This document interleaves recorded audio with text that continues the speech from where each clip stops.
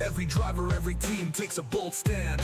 In the world of esports, this is where we collide. The Grind Cup unites us with passion and pride. Racing in the Grind Cup, we're burning the turns. Throttle wide open, feel the engines churn. It's the heart of the league where champions rise, pushing limits in the oval till we touch the sky. So here's to the racers, the Oval League's pride. Through every twist and turn, we ride or die. In the Grind Cup series, we find who we are, chasing glory and victory beneath the virtual stars. Racing in the Grind Cup, we're burning the turns. Throttle wide open, feel the engines churn. It's the heart of the league where champions rise, pushing limits in the oval till we touch the skies. Racing in the Grind Cup, we're legends of mean. The esports Oval League driving the arcade. Racing in the Grind Cup, we're legends of mean. The esports Oval League driving the arcade.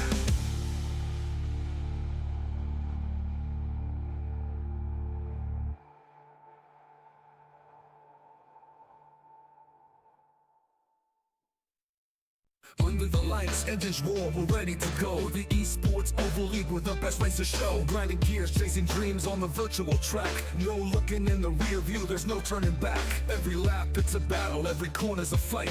Precision in the daytime, adrenaline at night. The Grind Cup series, championship and mission. The goal we all crave, speed and skill define the legends we raise. Racing in the Grind Cup, we're burning the turns. Throttle wide open, feel the engines churn. It's the heart of the league where champions rise, pushing limits in the oval till we touch the sky. From the green flag to checkered, it's a razor thin edge, pushing harder with each second, living on the ledge, drafting on the straightaway, bumper to bumper. A split second mistake and you're going under. Pit stops, time, perfect strategy in hand. Every driver, every team takes a bold stand. In the world of esports, this is where we collide. The Grind Cup unites us with passion and pride. Racing in the Grind Cup, we're burning the turns. Throttle wide open, feel the engines churn. It's the heart of the league where champions rise, pushing limits in the oval till we touch the skies. The tires screech, hearts pound, adrenaline's fire. Lap by lap, chasing that finish line desire. Rookies and legends all fight for the crown, but only one will take the title down. Every lap it's a battle, every corner's a fight. Precision in the daytime, adrenaline at night. The Grind Cup series, championship and mission. The goal we all crave, speed and skill define the legends we raise. Racing in the Grind Cup, we're burning the turns. Throttle wide open, feel the engines churn. It's the heart of the league where champions rise, pushing limits in the oval till we touch the skies. From the green flag to checkered, it's a razor thin edge, pushing harder with each second, living on the ledge, drafting on the straightaway, bumper to bumper. A split second mistake and you're going under. From the green flag to checkered, it's a razor thin edge, pushing harder with each second, living on the ledge, drafting on the straightaway, bumper to bumper. A split second mistake and you're going under. Pit stops, time, perfect strategy in hand. Every driver, every team takes a bold stand.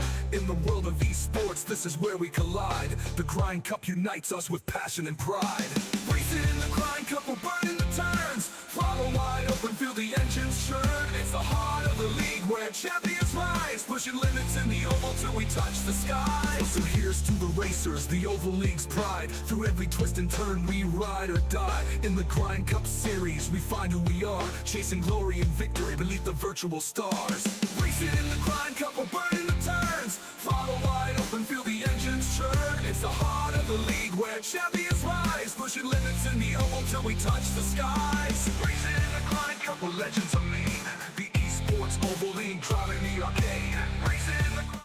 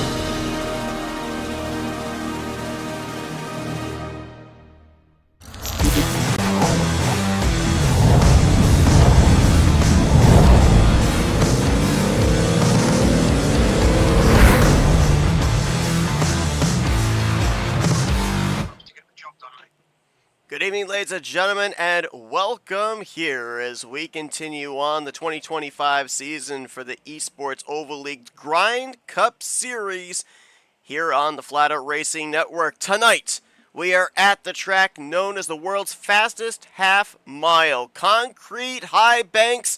This is Bristol Motor Speedway as tonight we prepare for the Bristol 325. I'm Seth Cole alongside my broadcast colleague Scott Rankin. And Scott, seems like every week we talk about tires, we talk about fuel, but it's been a while since we've talked about the word survival. They don't call this the last great Coliseum for nothing, so where on the survival level are we here tonight? Because I saw a lot of drivers slipping, sliding around, and it looks like a lot of you really willing to put that thing up on the fence in the corners.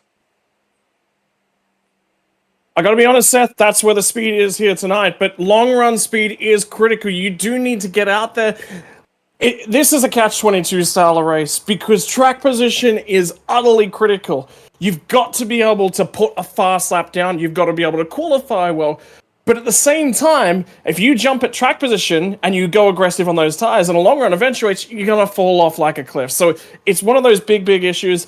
Talking a little bit to a few of the drivers here tonight, I get the feeling this race is going to be a tale of two races. It's going to be a tale of two halves. There is going to become a point in this race whereby tires will matter, but I don't see that being a big factor until after the halfway mark. So my advice early, go out, get some track position, because you're going to need it, and see what you can operate with from there. There's going to be some battle wounds at the conclusion of this one. We see beating and banging, drivers not afraid to use the chrome horn to maybe make some passes for position. And we've had a lot of tracks here in the past couple of months where you get any sort of damage and it's going to affect the handling of that race car for the remainder of this event. As mentioned, a lot of these drivers are going to be ripping the top. We're going to see them brushing the wall. Is there going to be a fine line between just enough damage that your car is able to remain competitive, or getting just enough damage that now you're pretty much out of the hunt and you're just trying to log as many laps as you can, just try to get to the conclusion of this thing? There is definitely a world where that is important, and there will be drivers that will be a thing here tonight. But for the bulk of them, I think I've got to be honest with you, Seth. It's survival first and foremost. Make sure you got a car to operate with. There's going to be some big wrecks. One of the things is the smoke has been updated quite a lot of late, and that means it's a lot more difficult to see where the wrecks are happening and everything that's going on. But, you know, there's a lot to be said for just being up front and staying out of trouble by being up front. If you've got cars that's a little bit bent, a little bit damaged, is it worth taking the risk? Yeah, there is times where it's going to be worth taking the risk, but the race cars the race cars that we have at the moment are quite stable. They can take a pretty big hit and they'll be okay. So yeah, look, you got to take risk at Bristol to be successful. How much risk that is a big question mark. Some drivers take a lot more risk than others, but that's the tale. That's why we love racing here. Although to be fair, I'm not necessarily a big fan of being in the car at Bristol.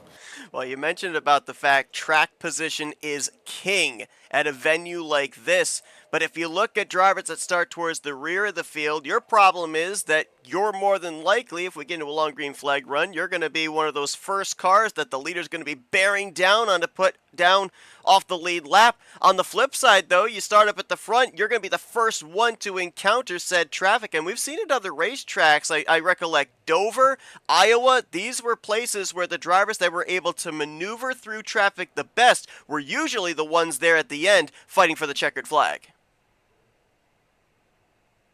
Traffic is definitely going to be... You can't sit here at Bristol and say that traffic's not going to be a thing. It will always be a thing at Bristol. That's part of what we're doing here. You know, it's part of what we're going racing for. And the big thing is, use your head. Absolutely use your head to the traffic that's out there and hanging around at the back. You will have an opportunity to get back on the lead lap. Bristol presents those opportunities. So don't immediately think that you've got to fight. You've got to say.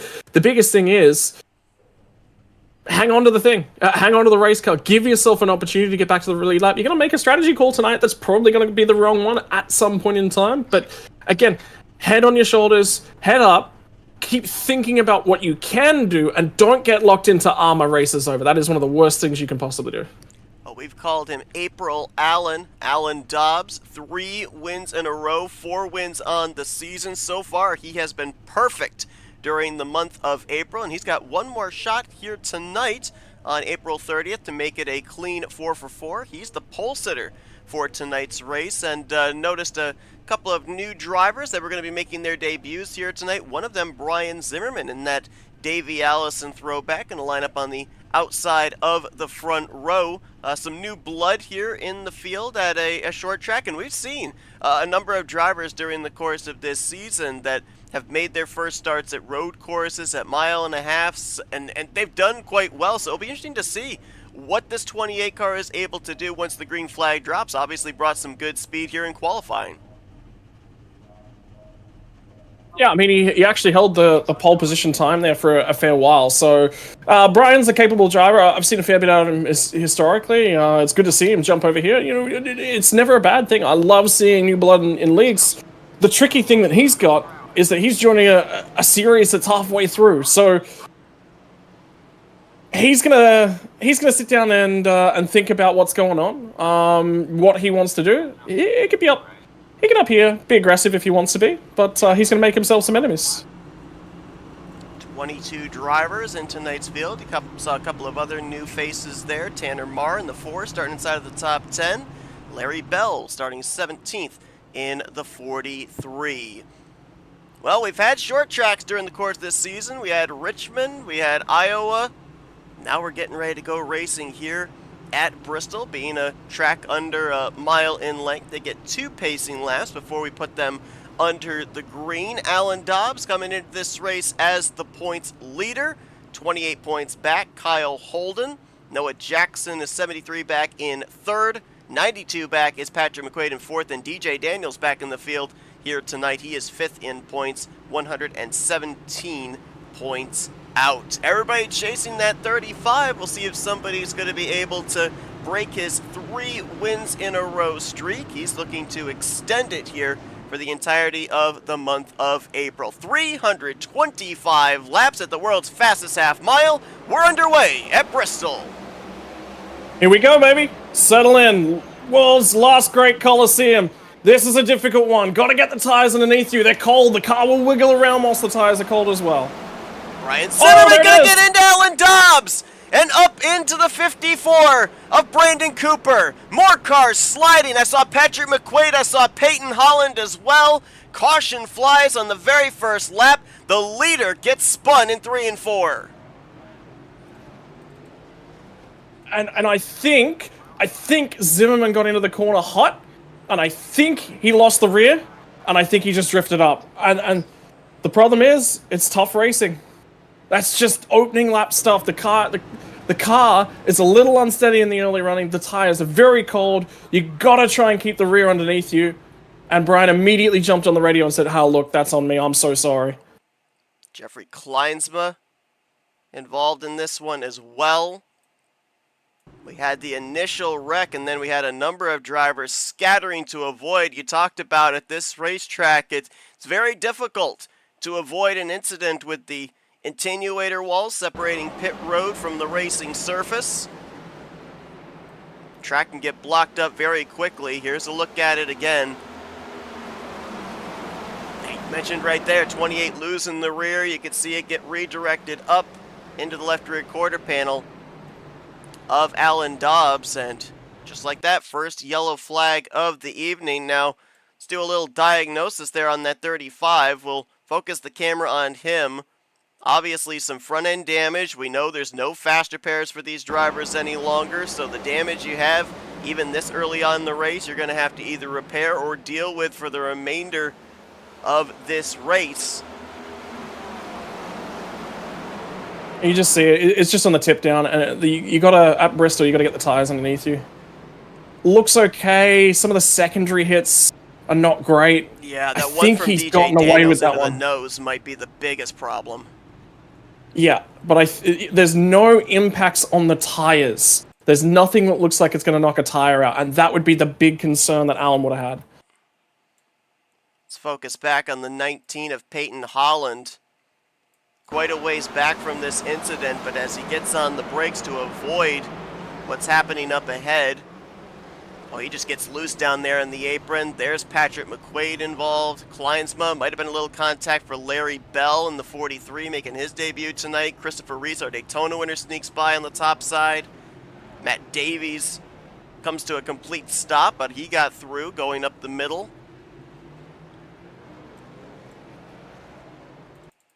Got to go back green here, Seth, too. So we'll bring it back to live. Yeah, things happen fast here at Bristol, including the pacing laps. Doesn't take long for the pacing laps to conclude. Green flag back in the air. Scott Rankin gonna have the lead now with Kyle Holden up to second. Despite the fact he had that contact, you see the front end pushed in there on the 54, got into the driver's side door of Alan Dobbs. Still holding down a spot on the podium. Doesn't look like it's hurt that car any for speed. Trey Whitehead now going to move into the 4th position. So this next phase of the race becomes settle yourself in, sort things out, find out what you're going to be trying to do. So right now, I've got the lead and I've got a little bit of a margin, so I'm protecting the tires. I'm actually running slow laps right now, but the guys that are in the thick of it, they need to grab, I'm going to be honest, they've got to grab track position. That's the biggest thing, particularly those guys that just got sent to the rear. The biggest thing they can do right now, get themselves some track position back, get a quick restart, do it all over again. Good to see Tom Bourne back in the field here this week, battling for the 5th position with Tanner Marr, another of our debuting drivers in the 4 car. Jonathan Cogswell up there on the top side in the 27. We've sung the praises on the consistency out of that team during the course of this season. That's why he sits 6th in overall points. Right behind him, 7th in points, Dalton McKenney, another driver that's been very consistent here beginning of the season.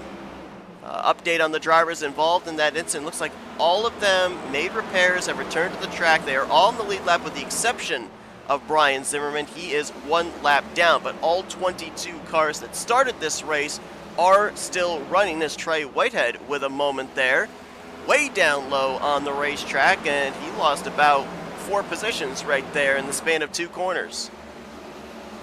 Yeah, so you can protect the front and the rears by doing different things around Bristol. You want to straighten out the corner and the exit of the corner to protect your rears, not too much of a sharp entry. Lower speed is going to help you protect those front tires as much as you possibly can, and that's what I'm thinking about at the moment. Some of those guys that have lost track position, they may elect to go for a little bit of a tire save, especially for the first 15 to 20 laps here, and then the tires will come onto them quite nicely.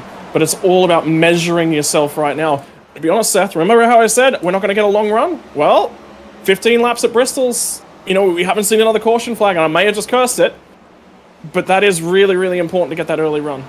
Noticing a number of drivers, 54 of Brandon Cooper, now the 16 of Tom Bourne, the 27 Jonathan Cogswell, all running down there on the bottom of the racetrack. We talked before we went green about ripping the top was where the speed was going to be.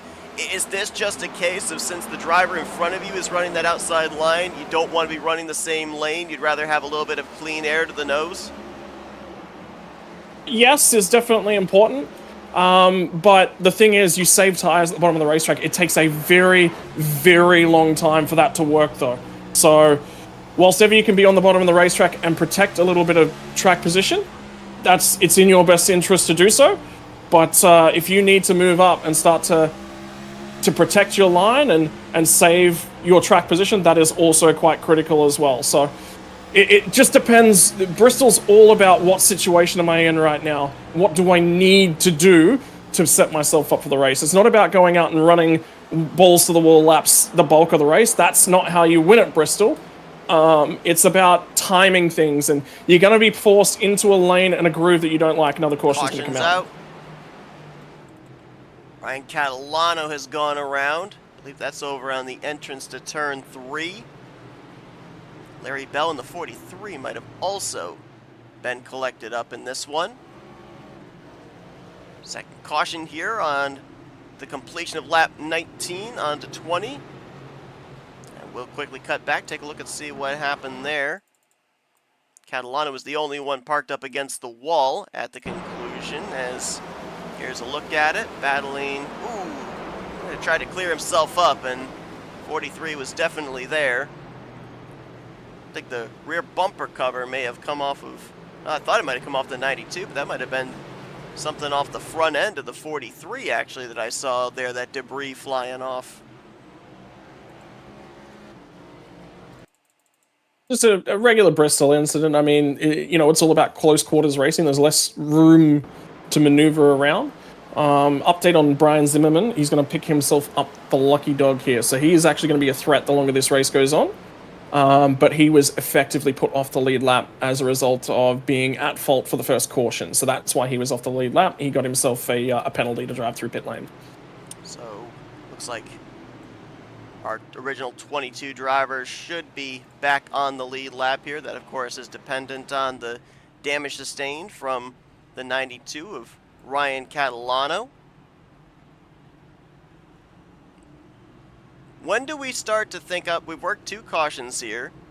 When do we start to think about leaders and them coming to pit road here? What's the target lap that we're kind of looking at here? Because, obviously you mentioned about track position being key, so we're not going to see you guys coming down pit road every caution just to take on fresh rubber. There's going to be a rather extended period before you make that call, come down pit road, and hope that your track position maintains.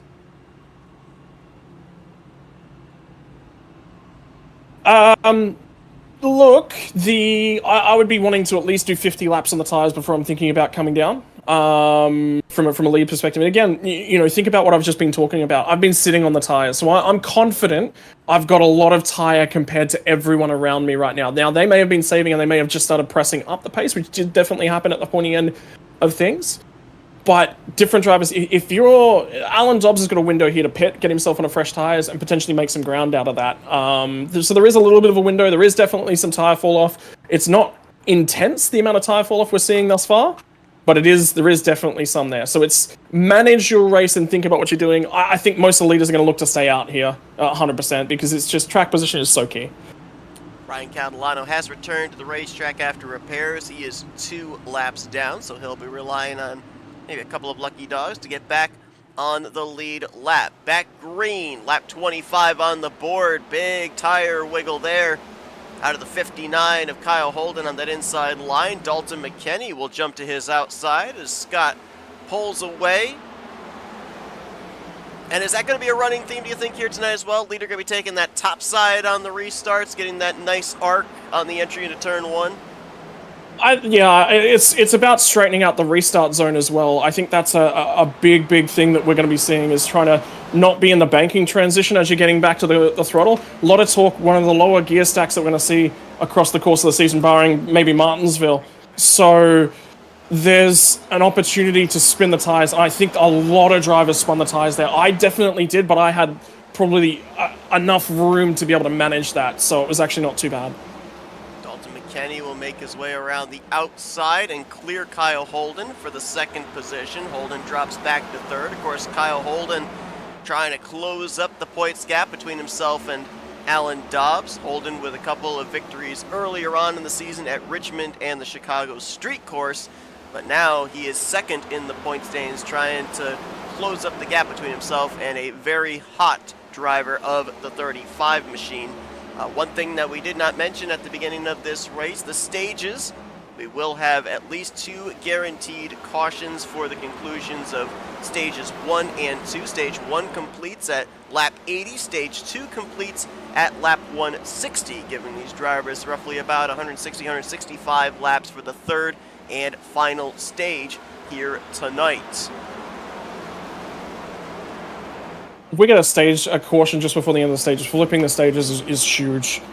Big opportunity to flip the stages, and I would sacrifice stage points to take that, to be honest. But I'm in a different position to most people. I'm in a win-win style position, and track position at the end of the race is actually quite critical to my overall scenario. But somebody maybe like a Kyle Holden or an Alan Dobbs, they'll take the stage victory. That's more important to them. That's a great point, because, obviously with the aid of a yellow flag, you can make the pit stop and not go a lap down. There is no way under green flag conditions we would see drivers even consider the undercut to be able to flip the stage, because you pit here under green flag conditions, you're losing more than likely 2 laps. It's very unlikely you're going to lose any less than that.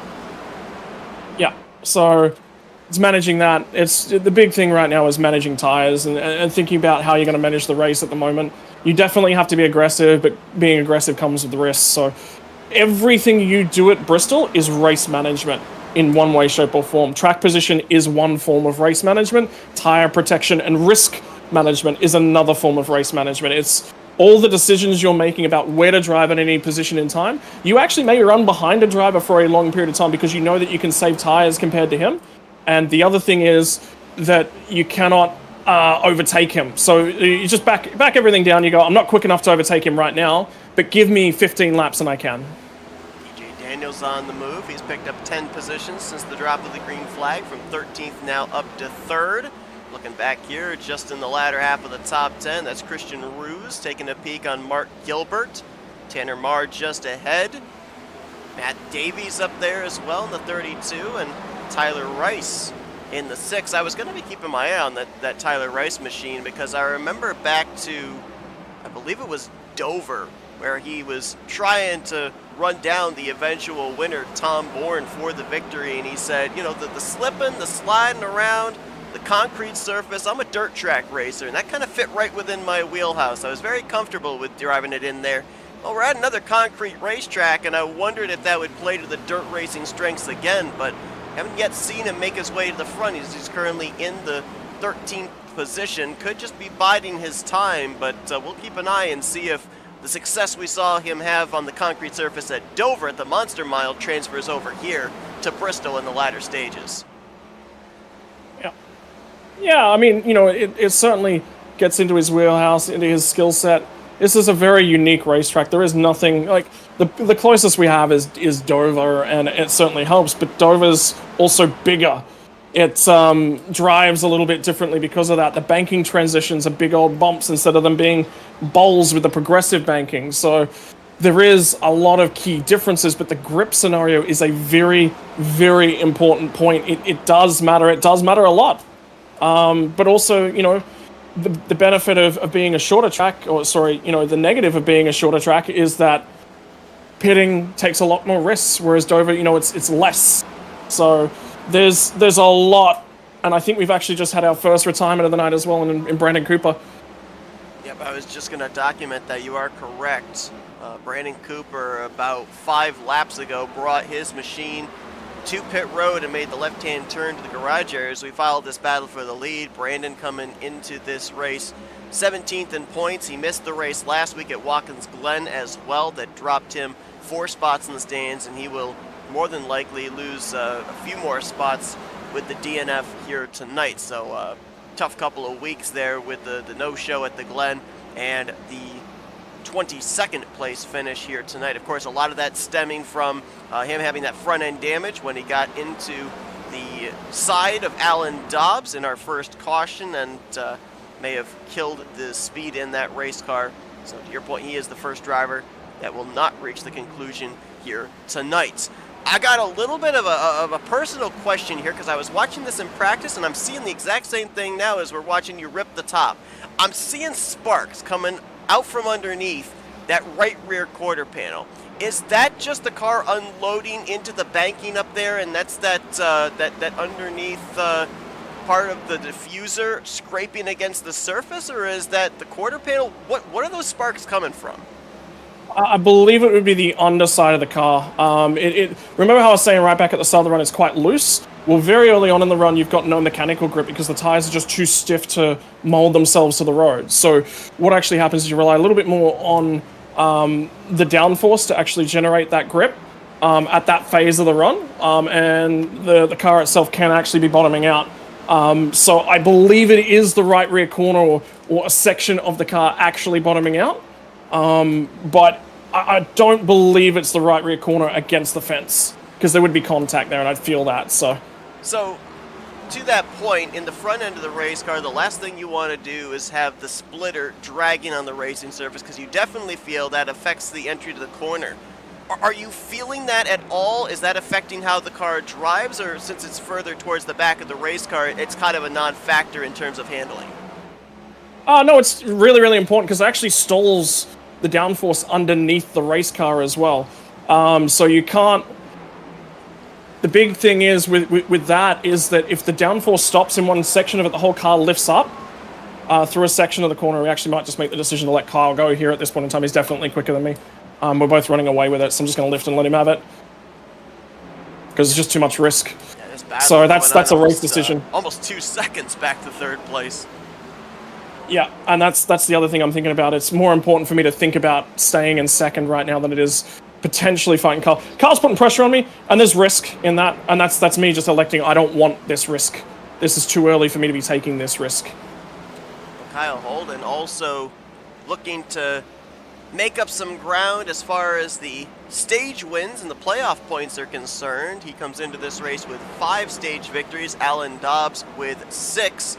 Dobbs has been able to make his way up back into the top 10, and he has a 10-point advantage in terms of stage points, 127 to 117 over Kyle Holden. So Kyle looking to eat into that advantage. I mean, there's no doubt we're going to see both Dobbs and Holden in the playoffs, and the stage wins that they get, each one calculates to a playoff point, and it could be a difference maker in terms of who has the most stage wins as to who's going to be that #1 seed when the playoff grid is put together. There is Dobbs, who's got his hands full right now. He's in a hornet's nest, almost was looking up the middle 3 wide with third in points Noah Jackson. Dalton McKenney just up ahead of him as well. We haven't really mentioned Noah's name so far here tonight, as we're 20 laps away from the completion of stage 1, but you know, we talked with Noah last week. He had that podium finish at Watkins Glen. He says, hey, I'm just kind of running my own race. I know that, you know, on certain racetracks we don't have quite the speed the 59 has or the 35 has, but if we can at least have ourselves up there in the conversation, if they have mistakes, we can definitely be able to capitalize, and that's what he's been able to do this entire season. That's why he's sitting 3rd in points. But it also presents a different style and a different mindset in terms of the way he's driving the car as well. And listen to the way he's actually talking about the race and the race at large, is that he's going, okay, I'm not going to beat these guys on raw speed, on raw ability to look after the tire, right? So I'm going to make opportunities. And he thinks completely differently about the race. Is it going to affect him? Is some days him just driving the car going to be better? Oh, caution's out over in 1 and 2. Multi-car incident. That is Larry Bell in the 43, stopped in the middle of the racetrack. A number of drivers got on the brakes to avoid. I'm not sure if they were involved. Mark Gilbert was in that area, as well as Matt Davies. Definite damage on the right front of that 43 Chevrolet. Brings out the 3rd caution, and it's going to set us up for maybe a little bit of a shootout here for the conclusion of stage #1. And is this what you were talking about? Is this the window where some of those drivers towards the rear would look to flip the stage, make that pit stop now? 100%. Well, the other thing is they're going to get track position. I actually wanted to come to pit lane there, but there was somebody who had to come by me, so I actually couldn't pit. I was planning on pitting there because I think it's the right window to pit. But yeah, that's... Larry just said actually in the sim that my spotter actually cleared me up, and he apologized for that one. He moved up too soon. Well, he was clear when yeah. he moved up. The problem is when you're that car on the inside line, you don't get nearly as good a run on the, well, it's not much of a straightaway, but it's still a straightaway. And the 32 of Matt Davies had that momentum, had the car wound up, and by the time the 43 had moved up, the momentum had already brought Matt Davies to his right rear quarter panel. That is a typical thing that happens here at Bristol with the multi-group racing. Yeah, very, very typical. And that actually is then on the outside car in that situation needs to make a decision of, do I let him clear me? And if you do, you need to lift out of the gas and let that one happen. So the 32 machine, Matt Davies, in that instance, probably just needed to lift and let him slot in because he was clear. He was going to get that spot. So it's decision making, right? This is critical Bristol decision making. This is on board with Mark Gilbert. And he's on the brakes. He even tried to use the wall to slow down, but just couldn't stop the momentum. That's a pretty big hit there into the back of the 32. We'll see how that affects Mark Gilbert here, especially in how lengthy his pit stop may be here, repairing the damage to the nose on that Buffalo Bills Dark Horse Mustang. I think it's going to be an interesting one because a bunch of cars that took the opportunity to pit there. Again, I would... This is one of those... I think this was an opportunity to absolutely flip the stage. It's a short run. Only about 10 of it.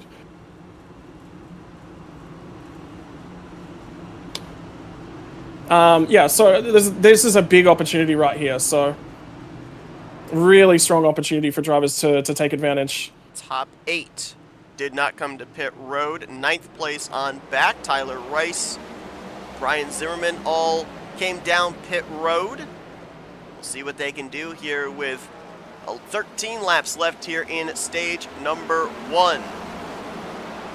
We do have another driver out of the race. Jeffrey Kleinsma has taken his car back behind the wall, joining Brandon Cooper. So 20 drivers remain scored in this race, 19 running, and currently 15 of them on the lead lap.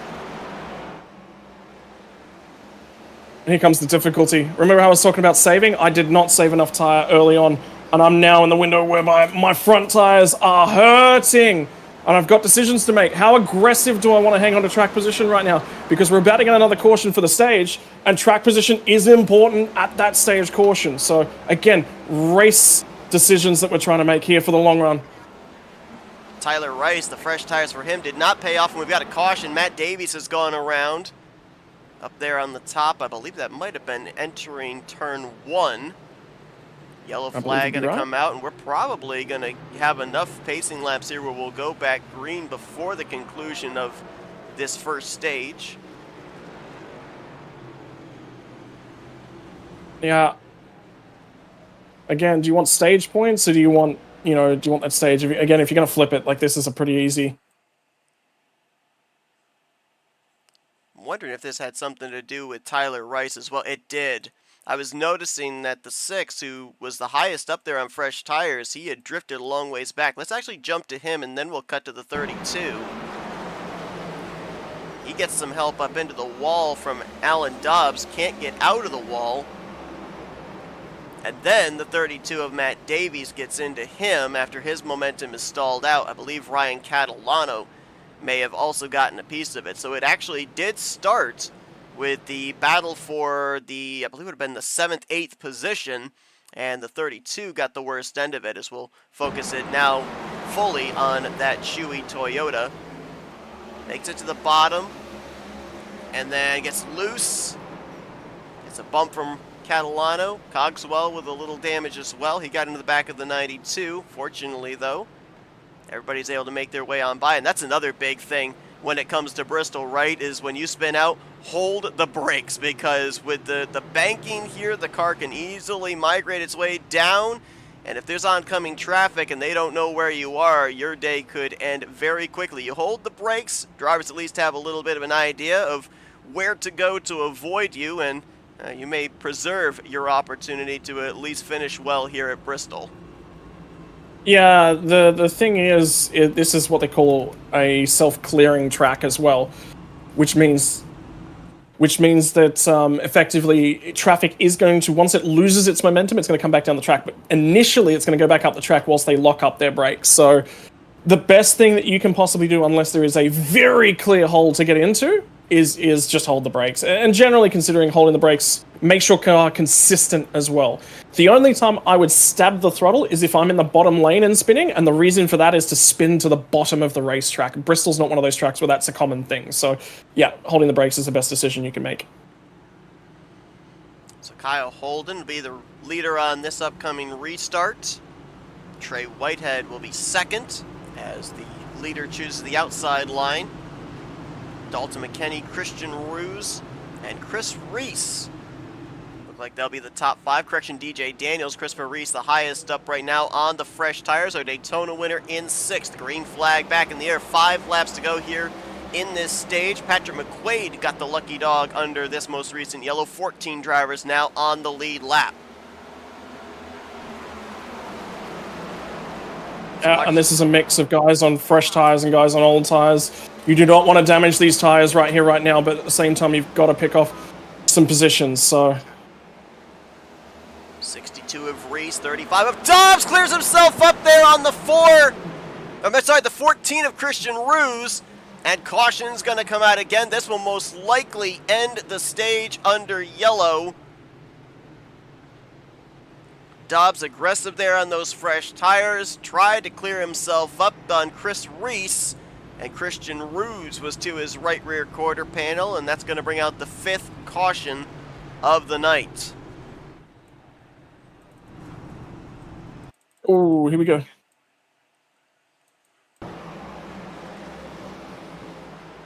Watch the run Dobbs gets here. And he shoots up the middle. And Ruse was there. Yeah, that's aggressive racing on a restart. There's nothing in that. It's a 5-lap shootout for a stage, right? And Dobbs knows that Kyle Holden is up there, that if he gets himself a stage win, that's a playoff point counter to the playoff points that he's been able to accumulate with his stage wins. So he's trying to make sure he manages that gap between himself and the 59, and those extra 1 or 2 positions could be important. The thing is, too, I mean, you know, you're relying on your spotter, obviously, to tell you you're clear, but as a driver, too, you have to make a judgment call, right? It's kind of hard to be able to know just exactly if you've got the nose of that car cleared or not. Yeah, I mean, it's reading it, right? There was actually a discussion I was having with Patrick McQuaid earlier. We were talking about understanding the room around you, and the recommendation that came out of the chat that we had was actually, this is one of those weird things where sim does not meet reality. You have to give yourself a sim and a feeling. Your brain will build the space around you. And there's some psychology and stuff that goes on there, but one of the tools is effectively your monitors. You can set what they call a... hang on, I'll go through the settings, I'll find it. A FOV, or field of view setting. And there are some calculations that go into that. If you've got 3 monitors, you'll have them kinked down, and the thing is, the angle of those monitors will actually be designed by how big the monitors are, and a few other different pieces and factors that are a part of that. But all of that relates to building the world around you. Single monitors is very, very difficult to have visibility of where the cars are alongside of you. A guy that has as soon as I talk to a guy, one of the things will be like, okay, that looks like a single monitor incident. Is he on a single monitor? And generally they say yes, because it's very difficult to build that visibility. So there's a lot of tools. VR is another one of those ones that drivers can use to try and build their picture. But yeah, building a safe picture around you of what your race car looks like in your space is very important. So this 5th caution of the night was officially our stage yellow for the completion of stage 1. Kyle Holden picking up that stage victory. Driver that started shotgun on the field, flipping the stage. Our Daytona winner Christopher Reese gets us back underway.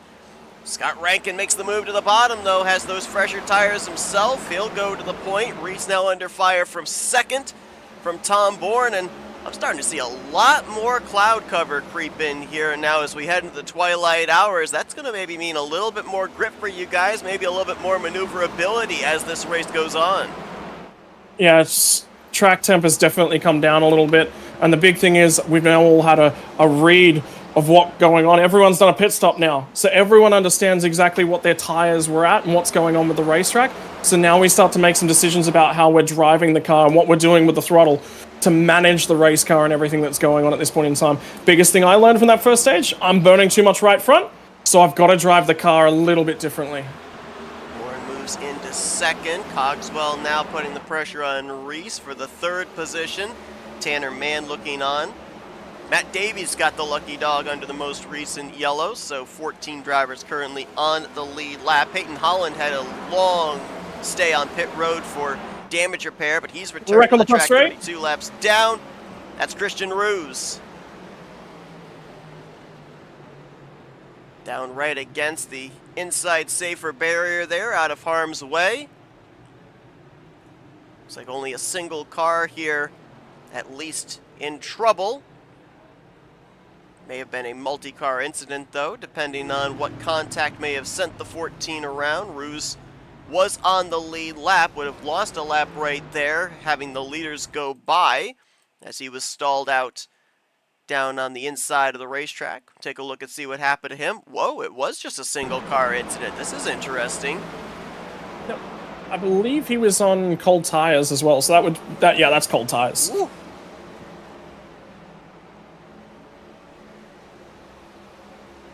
Fortunately, he was able to get that car corrected back, did not hit the inside wall, and right here, tough decision, right? Because you know the caution's going to come out. You want to get up on the racetrack and be ahead of the leaders, but the closing rate with the cars being up to speed, he makes the smart decision. He knows there's probably going to be some more yellows that come out here, so don't pull up in front of the oncoming traffic and maybe get completely clobbered. Keep that car still in one piece, rely on a lucky dog to get back on the lead lap. Yeah, so remember, that's the big thing, is that we're thinking long run. What can I do to get back on the lead lap? Let's have a little bit of a chat about the drivers now off the lead lap. Alan Dobbs is one of those. He's looking like he's in position to start. So his strategy and what he's doing will be get myself back on the lead lap. There's one other car at 1 lap down at this point in time, which is the Christian Ruse car that just spun and caused that caution. So his entire goal for this next period is, I need to save me some tire because I have to be that car at 1 lap down. But he's also going to make a little bit of move because he's got to move his way closer to the leaders to ensure... just checking in with restarts and stuff as well. But his mindset will be, I've got to be close enough to the front to make sure that if somebody else goes a lap down, I can run them down. So he's got a few different bits and pieces, and in fact, he's the only car that's actually 1 lap down now. So there's no fight for him. So his goal will be to pick off cars, and then he will make a pit stop when he gets the lucky dog, because you're always going to be the last car in line. So you may as well top the thing off, put fresh tires on, and see what you can do. Yeah, Christian Ruse was a lap down with him, but he is still, well, he's just now leaving pit road 2 laps down, and Tyler Rice got the free pass under this caution, so Dobbs would indeed be in line. No other drivers go a lap down to get the lucky dog. Tom Bourne gets us back under the green. Haven't seen him for a couple of weeks, and we talked with him, I think it was about 2-3 weeks ago in his last race, and he says, I'm out here to win now. I'm not even worrying about points, and he's been up in the top 5 pretty much the entirety of this race so far. Been pretty strong in that Chevrolet. Battle is on for 3rd. That's Trey Whitehead and Tanner Marr. We've seen a couple of the debuting drivers here tonight have some issues. Brian Zimmerman got into Alan Dobbs back on the first lap, and right now the 43 of Larry Bell is 2 laps down, but Tanner Marr's done a good job of keeping his nose clean so far in his debut. 4th position for the 4. Yeah. So great job. Tanner Marr's actually doing a really, really good job on that restart as well. Pressed up a little bit. Kyle Holden's looking for a little bit of track position at the moment, so expect him to start to cut back through. Remember, he's going to have a couple lap fresher tires than the guys who did flip the stage. So but he's going to have to make overtakes to get to that point. So he is going to have to burn off some rubber a little bit, but he'll be mindful of the long run as well. I want to go back to the Christian Ruse spin because, one of the 2 word combinations I wasn't necessarily expecting to hear tonight was going to be cold tires. And you mentioned about the track temperature starting to cool down as well. As we get later into this race and have more and more restarts, how difficult is it going to be to have the car underneath you in terms of grip with those cold tires? Well, the big thing is every time you get a restart, particularly a couple close together, the tires cool off, and the pressures do come down a little bit. So that's what you want, though. So generally, when we pressure the tires up and we get a long run going, they actually get a little bit over-pressured. So they're actually not at their optimum running temperature. They're pretty close to it. They're only a touch over the top. But you want them to cool off a fraction, because then that makes you faster again initially after that launch. So there's a little bit that goes on there. But the big thing is, if you get a bunch of them back to back to back to back, the tires do cool off significantly, and once they start to cool off, the pressure comes down. It's not actually the temperature. The temperature is definitely important because it helps the rubber be more malleable, but it's actually the pressure is a large part of that as well. So, yeah, look, it's tricky. Tire management is, if you're a tire whisperer, you're already doing a lot of the right things. So everything we do with race cars is about giving us a better contact patch for that tire for a longer period of time. Another 2-word combination I never thought I'd hear. Tire whisperer. I like that. You heard of horse whisperers? Yeah, there's a tire whisperer out there. I know the dog whisperer, Cesar Milan, so the tire whisperer. Well, there's also, think about it, in sprint cars, they like to coat their tires with glues and things to try and treat the surface of the tire to give them a better surface of the tire. That's a thing they do. So and everyone's got their secret recipe in sprint cars. That's part of the magic of it, is what you're doing with the secret recipe. So just checked in there moments ago on Patrick McQuaid. We've got the Patrick McQuaid fan club in our YouTube chat cheering him on here tonight. Patrick had some early issues, was off the lead lap, but now he's up inside of the top 10 in that 77. And you talk about the tire whisperer. I guess I can maybe give the moniker the fuel whisperer to driver Grant Wesley in the Talladega Challenge Series, which, by the way, Tomorrow night, we bring you coverage of the Rolling Thunder Gaming All-Star Race Super Speedway styles. We'll be at Talladega Super Speedway. We'll have coverage of the open race with the top 3 transfer into the main dance. Green flag there will be 8 p.m. Eastern Standard Time. And then the All-Star Race at 9 p.m. Eastern Standard Time. The Speedway All-Star Race at Chicagoland was incredible on Monday night. You're not going to want to miss it. It's the precursor to the 65th season of the Rolling Thunder Gaming Talladega Challenge Series. And if you didn't tune in Monday night, we're going to be bringing you coverage of the Bare Bones Racing Series every Monday night at 9 p.m. Eastern Standard Time as well during the course of the 65th season. Multi-time champion driver Sean Prime going to be joining me in the booth for the entire season, bringing his wealth of knowledge and statistics to that. And looking forward to that. Could be a lot of different racetracks, speedways, road courses, a couple super speedways intermingled in there, short tracks. Should be a good one, but we hope you guys join us tomorrow night. All-Star Racing for Rolling Thunder Gaming Super Speedway style. Big update. Alan Dobbs is now going 1 lap down. 2 laps down. So he's now off that lead lap and off the 1 lap down marker. So he's now relying on 2 lucky dogs to get back to the lead. So that's not good. And then Tom Bourne's caught a lot of lap traffic. So there's every opportunity that those guys that are now 2 or more down, they may be stuck. But Dobbs a 2nd lap down. Christian Roos and Mark Gilbert just got put down to 3 laps. And Chris Reese, who we saw flip the stage and lead us to green to start stage 2, he's the car just out the windshield of the race leader right now. Last car on the lead lap in the 14th position.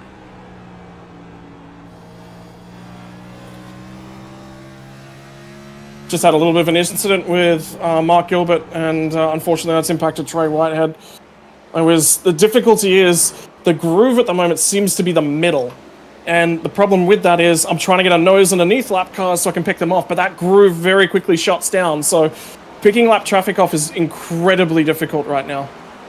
Here you see the front end damage on Trey Whitehead's machine. I believe he debuted this scheme, Superior Concrete Products, at Dover, aptly a concrete racetrack, and no surprise to see him doing it here at another concrete surface venue like Bristol.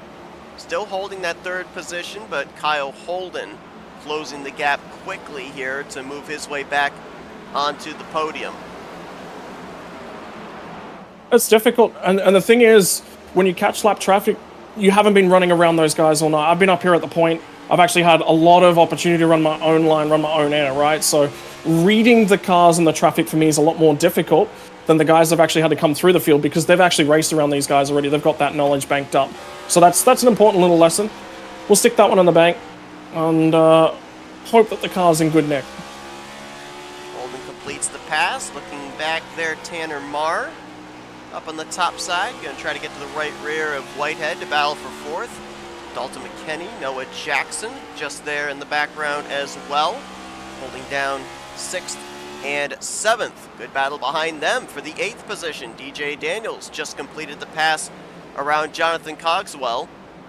And I noticed DJ Daniels, he was up there, I believe it was in the top 6 or 7 on the last restart, faded back a little bit. Looks like he's got a car that's pretty good on the long run, because we saw him making some good forward progress beginning of this race when we had that about 18-20 lap long run. So keep an eye on him if we continue to trend green. He's got a lot of ground to make up. He's running a little over 5 seconds behind the leaders in the 8th position, but we'll see if he can slowly start chipping away here as leaders encounter more and more traffic.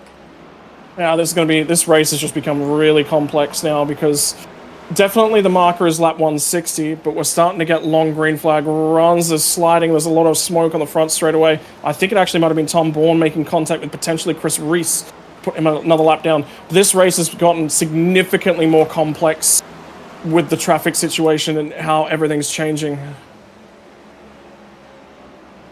Less than 40 laps away from the completion of the 2nd stage.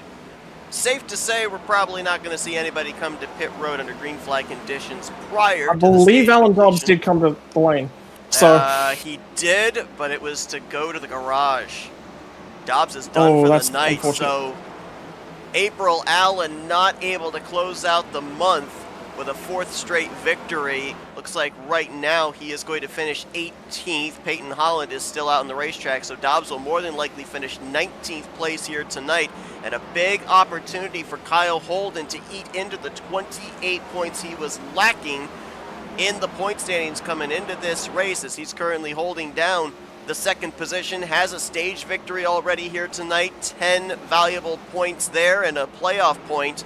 Opportunity for him to close up that gap between himself and Alan Dobbs, heading to a wild card track next week, as we're going to end up having I believe it's the 3rd of our 6 Dash for Cash races at Talladega Superspeedway, our 2nd Superspeedway venue ever since the season opener back at Daytona. Yeah, that's going to be an interesting one as well. And, Dash for Cash actually made... I actually don't believe it was our race winner that ended up with the Dash for Cash victory back at Daytona as well. So the Dash for Cash has been interesting this season. Again, happens so few and far between. It's really, really important to keep an eye on it in the background. A little bit of extra money, a little bit of extra dollars, a little bit of extra bucks. Really, really important for drivers to take note of those races and what they can do to win them. Yeah, right now, looking at the current list, and I don't know if this is going to potentially change between now and next week, as a few of these drivers, we haven't seen them on the track for a number of weeks. Right now, slated to be in that Dash for Cash race at Talladega would be Chris Otto, Jonathan Cogswell, CJ Papa, Chris Hubka, Alonzo King, and Dizzy Carter. Right now, I believe only 4 of those drivers are still running full-time in the series. Alonzo King we haven't seen since Daytona. Dizzy Carter, I think the last time we saw him might have been at either Richmond or Legacy Atlanta. So we'll have to wait and see if 2 other drivers get added in, or if it'll be just a 4-horse race. We've seen Otto during the course of this season, CJ Papa as well, Chris Hubka, and of course Jonathan Cogswell out there on the racetrack right now. So maybe those 4 drivers battling it out in that Dash for Cash next week at the high banks of Talladega Superspeedway. Something I've noticed here, I don't know if Tom Bourne has kind of backed his pace down, or if Christopher Reese, having somebody to follow, has been able to stay in touch with the 16, but Tom has not been able to pull away from Reese after putting him off the lead lap. Yeah, I'm not 100% certain about that one. The big picture is I think Tom's burned his front tires off. So I think he's, with the issues getting through the traffic, I think he may have hurt the tires. And that's what's actually happening at the moment. So I know with Bristol, a lot of what you're trying to do on the exit of the corners is you never full throttle until you get the steering wheel straight. That's actually a lot of what you can do to save tires. But Reese has definitely found something as well. I think some of his pace has actually recovered. Kyle Holden closing up the gap on Tom Bourne. These 2 have a little bit of history at the last concrete racetrack we were at Dover. 2 of them made some contact, and Kyle Holden's car was never the same. See what happens here is Holden right up on the rear bumper of Bourne, trying to close up here, just about now 23 laps away from the conclusion of this 2nd stage. Yeah, he's making it more difficult for him as well, and those laps are really starting to run out on that stage as well. So this is becoming a lot more tricky, a lot more technical than either of these guys. And remember, completing the pass at Bristol takes time as well. Watch him work him over. The faster lane is definitely the outside, but you cannot run it up there forever. We documented Alan Dobbs out of the race. We can also add Mark Gilbert to the list of drivers that will not reach the conclusion. Peyton Holland is only about 10 laps away from bypassing both of those to shoot from 20th to 18th. That will drop Gilbert to finish 20th tonight, and Dobbs officially in 19th place. I'm disappointed with that because I'm the guy that actually had the contact with Mark. So Mark, if you're listening, I just read the situation wrong, and you've got milliseconds to make that judgment call. I probably should have moved to the outside a lot earlier. Mistakes, they happen. That's car racing. Number 2, Mark Gilbert had some front-end damage from the contact with Matt Davies when he had gotten together, I believe it was at the time, with Larry Bell. So he's been fighting damage for a good majority of this race. As Holden clears up, and he'll have the spot. Tom Bourne going to cross him down to the bottom as they're now battling to put Jonathan Cogswell a lap down, which Holden will do so. Cogswell in the 12th position, now 11 drivers left on the lead lap. Peyton Holland going to go another lap down. That aforementioned 6 machine is the next driver on the hit list, just up ahead, along with the 32 of Matt Davies, who is right now 1 lap down, about to go a 2nd lap down to the 59. I think Peyton Holland might have just called it. I'm not 100% certain what he's going to do but he's just gone to the pit lane, I can tell you that much. He is on pit road. He is getting service. So it looks like he may continue. He does have a couple of spots about 6 laps away that he would gain if he continued on. Be able to spread out. There's not much for battling on the racetrack right now. Maybe the closest battle is for 9th.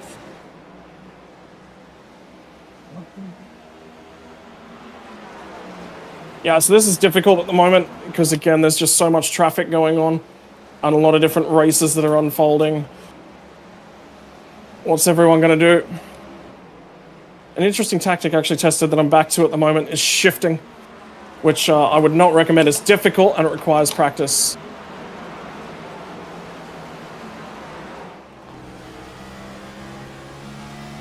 Jump inside the 61. You can see that yellow number. Lower section, 2nd from the right, is the indication of the gear. Down into 4th.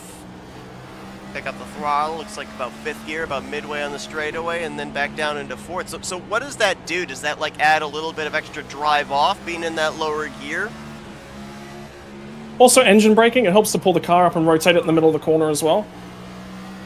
It's tricky, it's not easy to do because you have the risk is if you're doing it for too long, you can actually make the car get loose with too much engine braking, too much work, and I think Tom just cut me a break.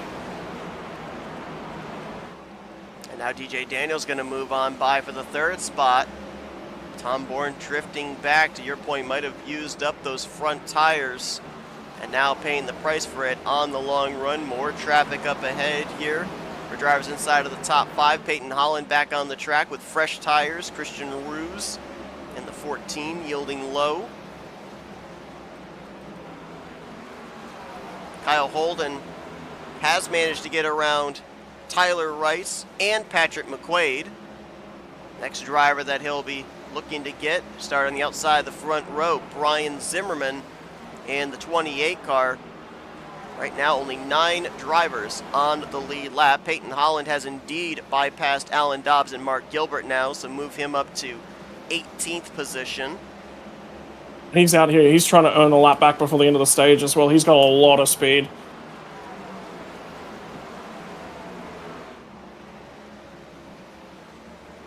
Right now, a couple of battles going on. Obviously, Kyle Holden trying to close out this stage victory, but for Brian Zimmerman, Patrick McQuaid, Chris Reese, they're all trying to fight for the lucky dog position. Zimmerman trying to remain on the tail end of the lead lap.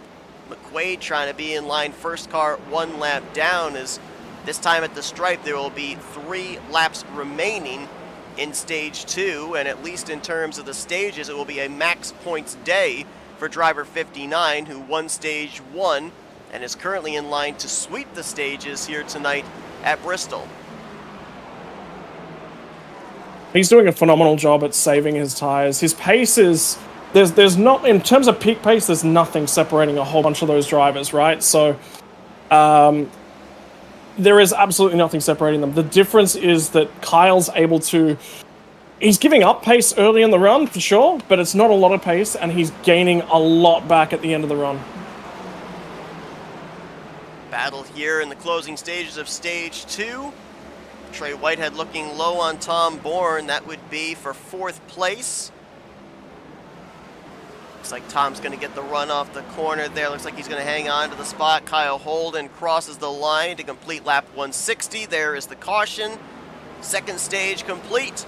Holden will pick up the stage victory, his 7th stage victory on the season. That will now move him back to the top of the board in that statistic, 1 over Alan Dobbs. And you see on our scoring pylon, your top 10 going to get stage points paid out here at the conclusion of the 2nd segment. Patrick McQuaid, being the first car 1 lap down, will get the free pass and be back on the lead lap.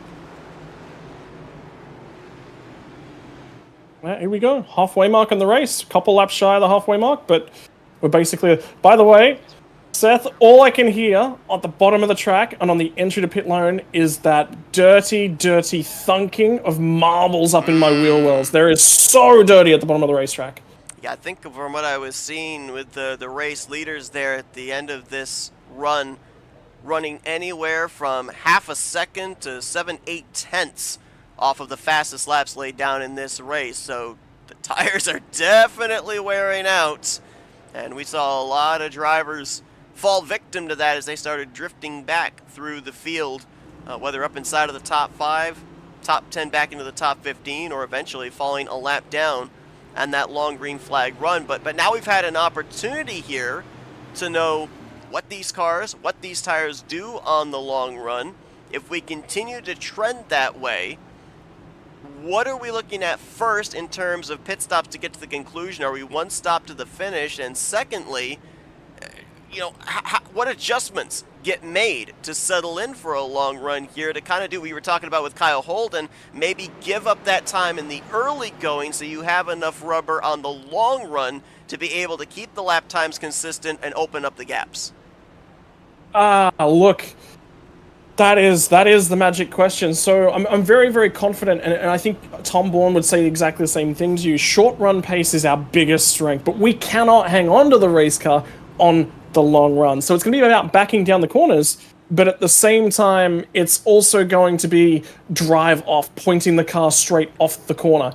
You can make 115 laps under green flag running, there and thereabouts. So your marker to get home is actually about lap 210. So think about that. That's what the strategy will be. So this first run is get me to lap 210, 215, 220. Any caution in and around that marker, you're gonna get home from there. Interesting here, two drivers that do not feel we will be in a long green flag run on the restart to start stage 3 are Chris Reese and Tyler Rice. They've elected to take the wave around. They will be on 75 lap old tires. They're relying on a yellow to get them back on the lead lap and get back on the same footing with the race leaders. We'll see if it pays off. Green flag back in the air. Final stage here at Bristol.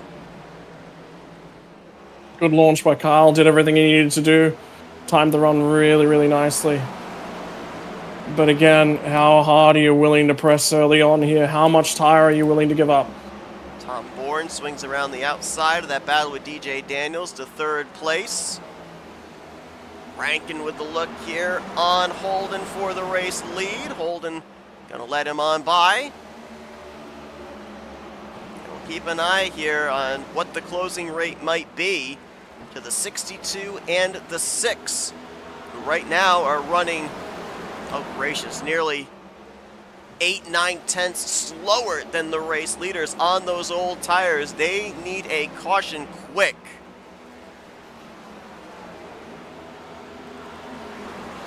Yeah, so, and the problem is we're going to catch them extremely quickly as well, so a lot to do there.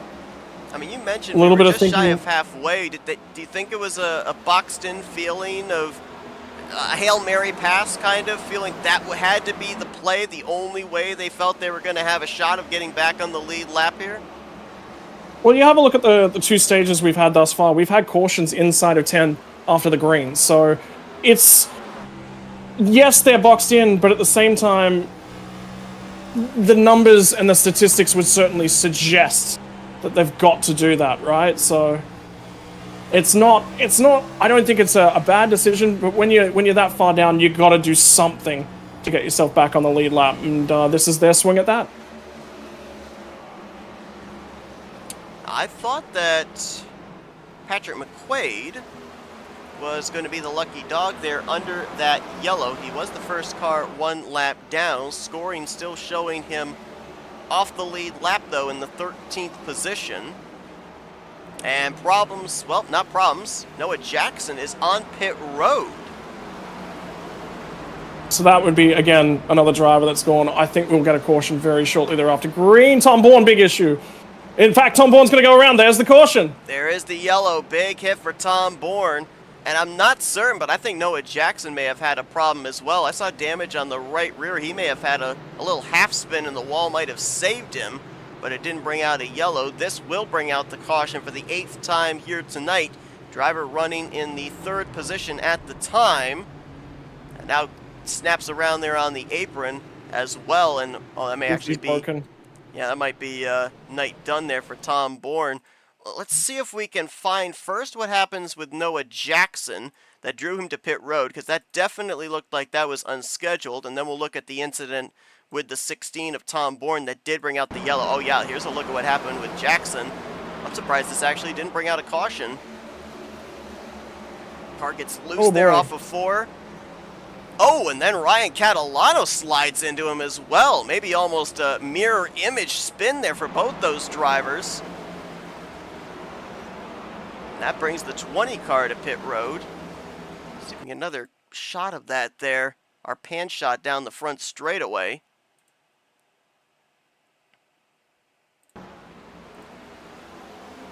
Car just snaps loose, and there you see Catalano, the exact same thing. Oof. Everyone's just getting loose off the corner. So. And now look at what happened with Tom Bourne.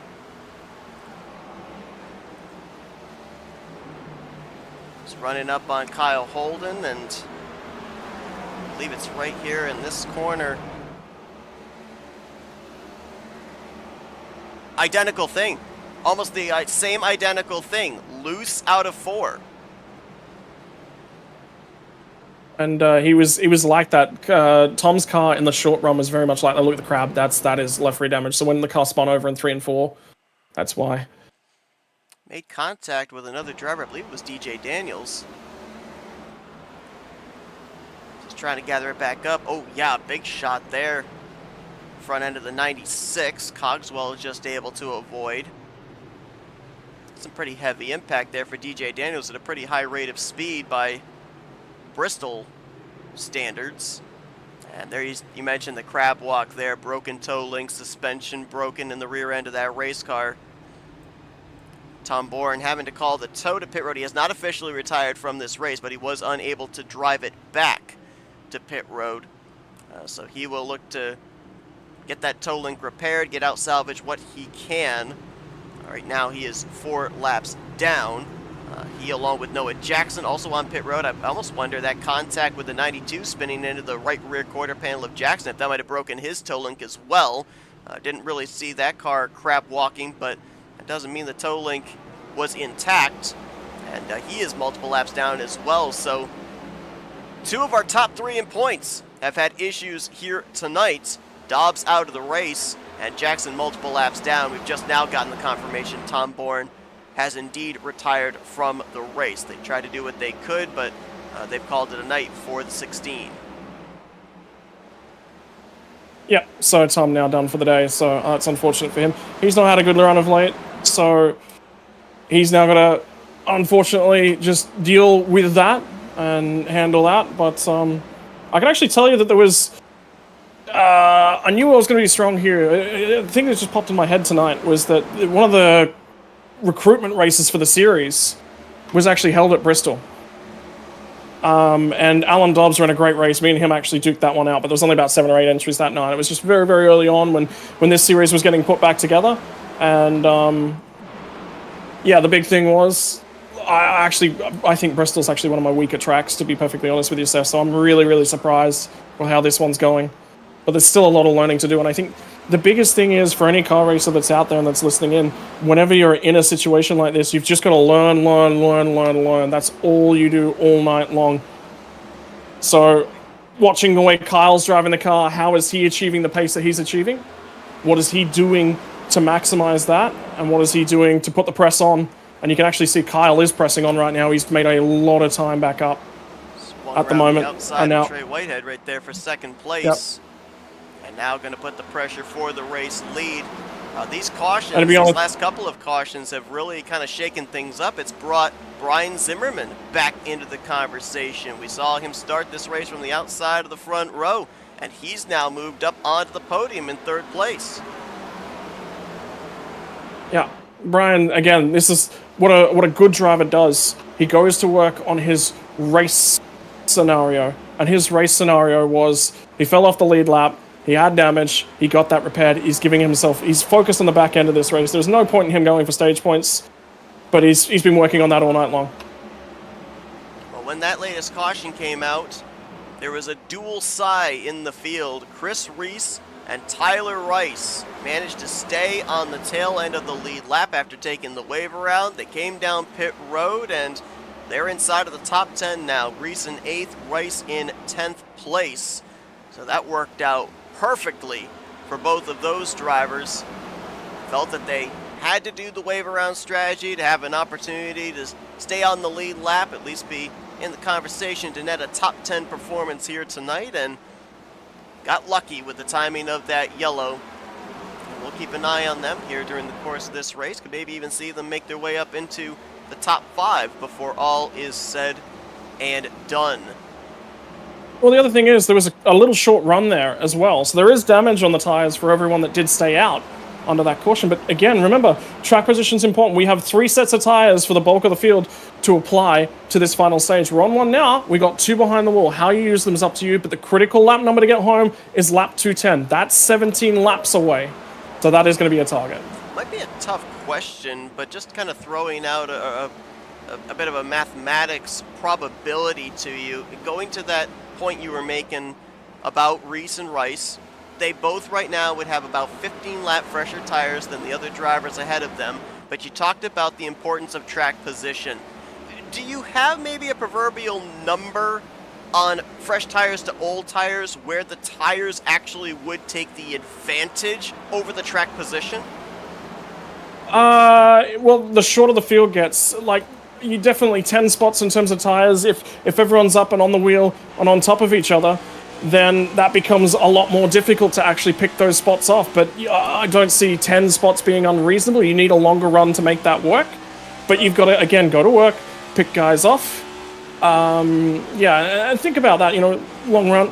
But the difficulty is, for those guys, they're on the back foot. Have they learnt enough? Do they have enough of a car underneath them to be able to do something with it? So those are important questions that they have to ask themselves at this marker in terms of the race, and if they think they can, then go to work, pick those spots off, do something with it. Alternatively, go to saving mode. If we have to pit for fuel because the fuel runs out and they don't, well, we're going to be 2 laps down. But that's 100 laps away. Here's a look at pretty much what the spotters are seeing up on the top of the skybox on the front straightaway.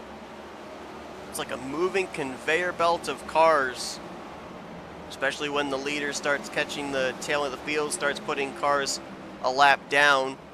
Zimmerman now in control of second place, currently about a little under a second behind Kyle Holden. If you're just joining us, Bristol Motor Speedway has not been kind to a lot of drivers coming into this race with a lot of momentum and running well in the point standings. Alan Dobbs, who had 3 straight victories, 4 victories on the season, out of the race. Going to finish the evening out in 19th place, came in as the points leader. Noah Jackson, latest victim of an incident, 3rd in the point standings. He's returned to the track, but 20 laps down in the 16th position. Kyle Holden, there's the caution. Oh, there is indeed a yellow. And trying to pinpoint who it is. There was a position change between Cogswell and Rice, but I don't think they were the drivers involved. I didn't see a rapid decrease in speed of anybody. We'll try and check back and see if we can figure out who it was. Yeah, so we'll take a little bit of a look at that one. This will be an interesting little window here, actually.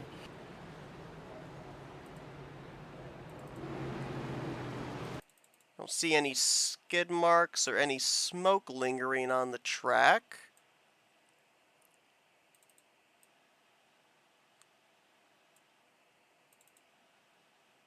See the 6 of Rice very high in a corner. Did he maybe make contact with the wall and go around? No, it was not him. Oh, I do see some smoke up ahead of him, though. Might have been Patrick McQuaid.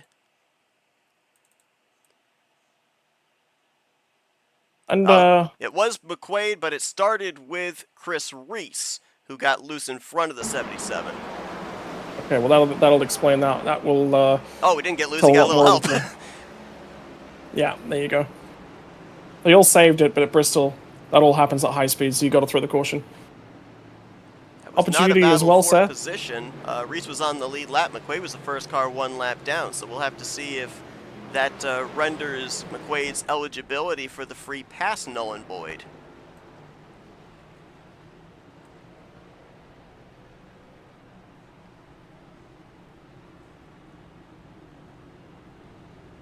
A lot going on here at this caution. There was a couple cars that elected to save a set of tires, and a couple cars that came down pit lane. Unfortunately for Brian Zimmerman and myself, both made a unsafe pit lane entry, so we're going to restart at the tail end of the field, but we'll have fresh rubber. Now, what would constitute to the unsafe pit lane entry? Missing the box. We didn't come down before.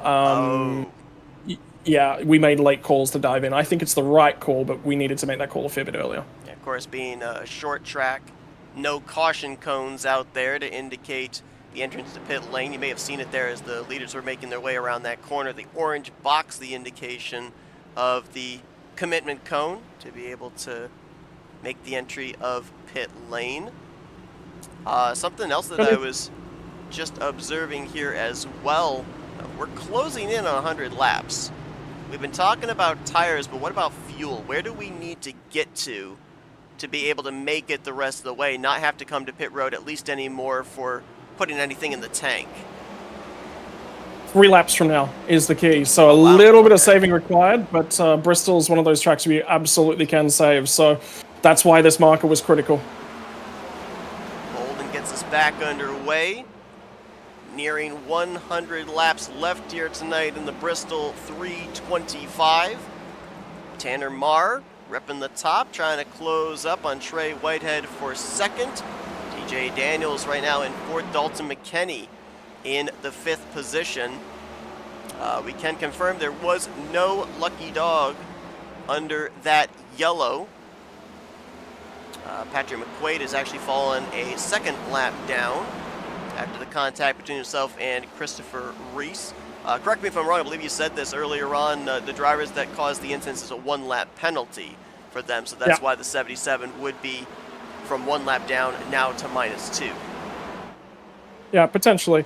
Not 100% certain on that one. I can confirm as well we got Tom Bourne available to us, which is opportunity for a little bit of a step back, chat to one of the drivers that's day is unfortunately now done.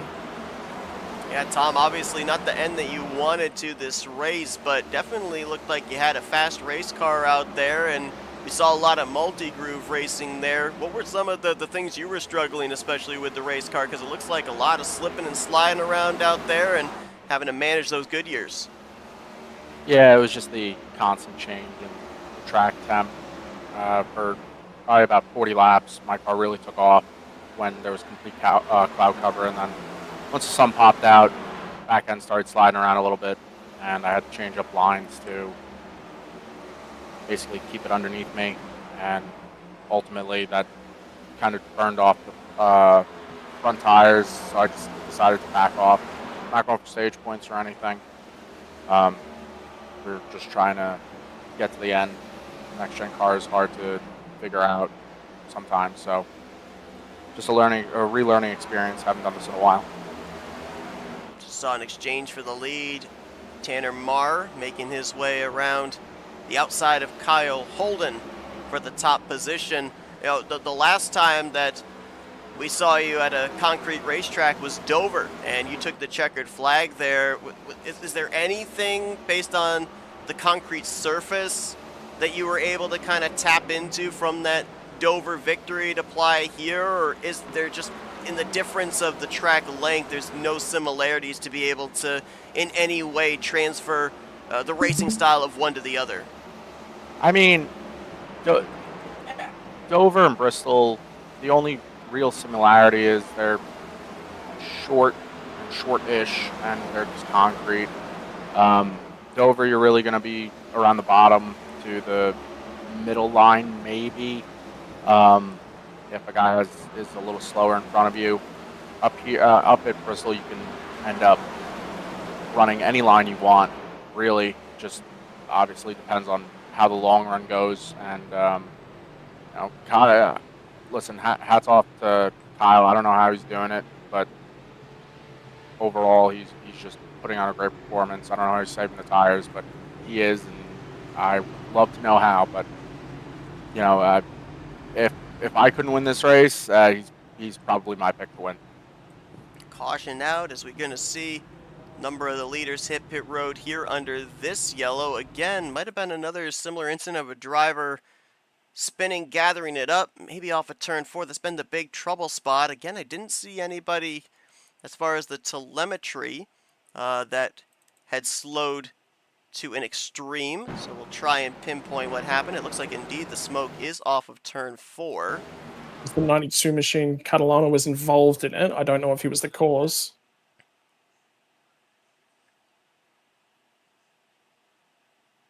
Little contact between himself and looks like the 14 of Christian Ruse. Catalano up, drifts up just a bit, gets the outside wall. He comes back down, Ruse is to his left rear. Close call there for a couple of drivers. That was both Matt Davies and Chris Reese able to slip around on the outside. That brings out the yellow for the 10th time here tonight. We were watching Scott there just before that caution, you and the 28 on those fresh tires trying to cut your way through the field. Happy, unhappy to see this caution come out now, because it gains you some of that track position back, but it kind of puts some of those other drivers you had the advantage on in terms of the grip in those fresh Goodyears. It puts them kind of back on the same page with you.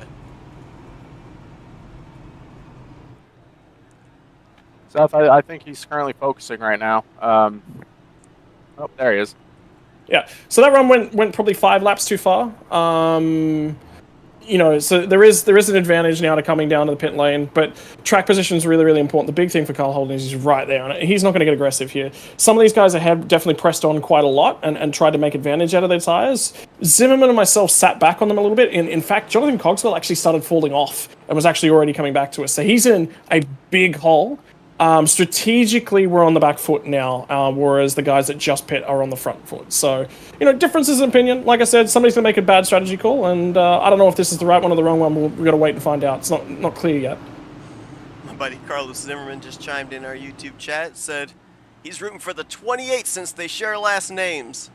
Carlos, have you ever seen another Zimmerman race online? This may be the first time for you. Is green flag back in the air, and we are approaching 100 laps remaining in tonight's event.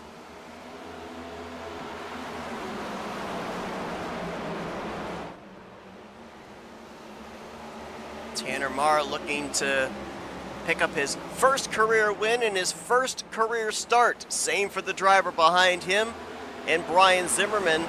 Dalton McKenney now up in the 3rd position. Again, just it seems like this is the typical MO for the 46.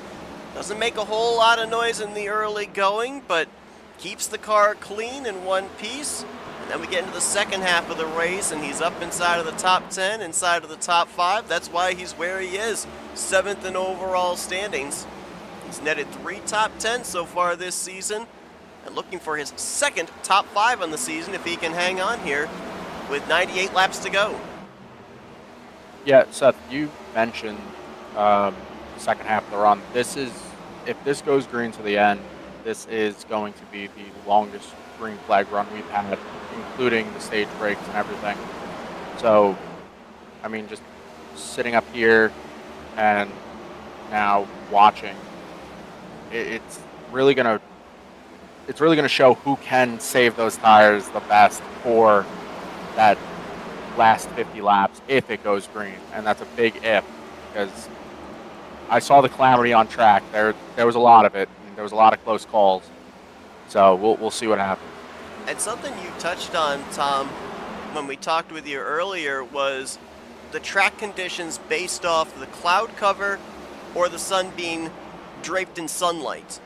And right now, it looks like the track for the most part has cloud cover. So if you're the drivers right now, maybe potentially expecting this thing could go green to the end, are you hoping that we continue to run with the cloud cover, that we do not get any sunlight on the racetrack? Because especially late into a run, I would have to assume you would not want to have the car change that much. Yeah, it's definitely a different scenario when the sun comes back out compared to complete cloud cover. I mean, I know it wasn't super hot when the race started or anything like that, but if I were the guys that were, riding around in cloud cover, I wouldn't end up upping the pace at all. I would kind of stay stationary on what you're running, because when the cloud cover comes over the track, it cools it down, so you're going to have more grip in the back end, and the tires are going to stay cooler. Well, that's great and all, but it's going to give you that false sense of confidence, and it's really going to hurt the tires once the sun comes back out. And I think, now, just watching now, it's sunnier than what it was about 5 laps ago, and that 1, 2, 3 degree change can make a big difference. Should update that Matt Davies did get the free pass under the last caution. So we've got 11 drivers on the lead lap right now. Next driver in line for the Lucky Dog would be Patrick McQuaid, but he is currently 2 laps down, so he would need 2 yellows to get back on the same lap as the leader. We're taking you through the field here, showing you the drivers up here on the lead lap, and really aside from Kyle Holden, everybody has had a taste of the front, the middle, the back of the field. A number of these drivers have run as far back as outside of the top 15, top 20. So in terms of, you mentioned, Scott, needing that track position, that being a premium, a lot of drivers have had to take some different avenues to be able to make their way up forwards. Yeah, and that's it's what is open to me. So every single driver on the field has a different story each and every race. Maybe they have pace, maybe they don't. Maybe they have the car that turns, maybe they don't. And it's basically, when we talk about race management, this is exactly what race management is. Race management is going, what do I have and what can I do with it? And that may mean that you have to make some bad calls. That may mean that you have to pit in an awkward time and make a bad call at what time that you swing down to the pit lane. But either way, that's race management. That's what's going on with that. So the big thing is, if you're in the middle of the pack and you need to do something different to get yourself a little bit of track position, you undercut, you overcut, you press on the tire, you save the tire, you do something different to the cars around you, and you keep an eye on what they're doing and make a prediction about which way the race is going to swing. But Tom made a very, very important point, and that is, we are going to need a very long run to get home.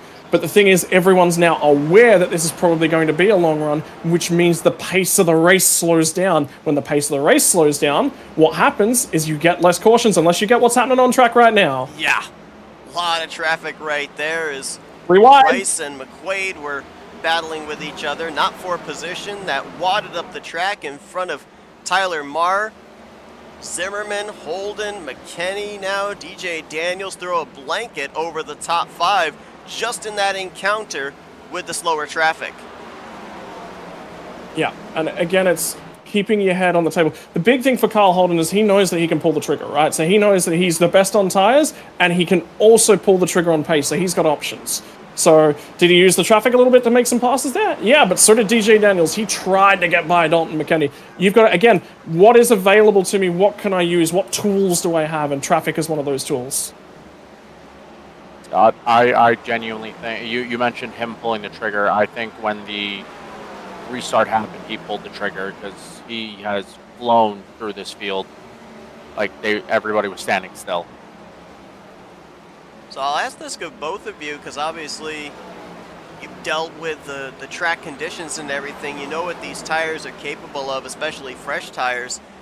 If we get a caution from here on out, do we see everybody come to pit road? Because we've only got, now with Rice going a lap down, only 10 drivers on the lead lap, or is track position just that much of a priority that you're willing to be out there on 60, 70 lap older tires than the rest of the competition? No, I would come down and take tires, hands down, 100%. I'm not, and the reason that I'm not is everyone in the field has one set left, and I've been saving this whole run just to give myself that window back. So that's the tools that I've got available to me. Tom would be a little bit different if he was in this position. Tom, one of the biggest issues that Tom was having, and I think you'd agree with this, was Tom, great short run pace, terrible long run pace. So the difficulty with Tom is that he'd be in a position where he'd be forced to take tires, whereas there's a few options to different drivers.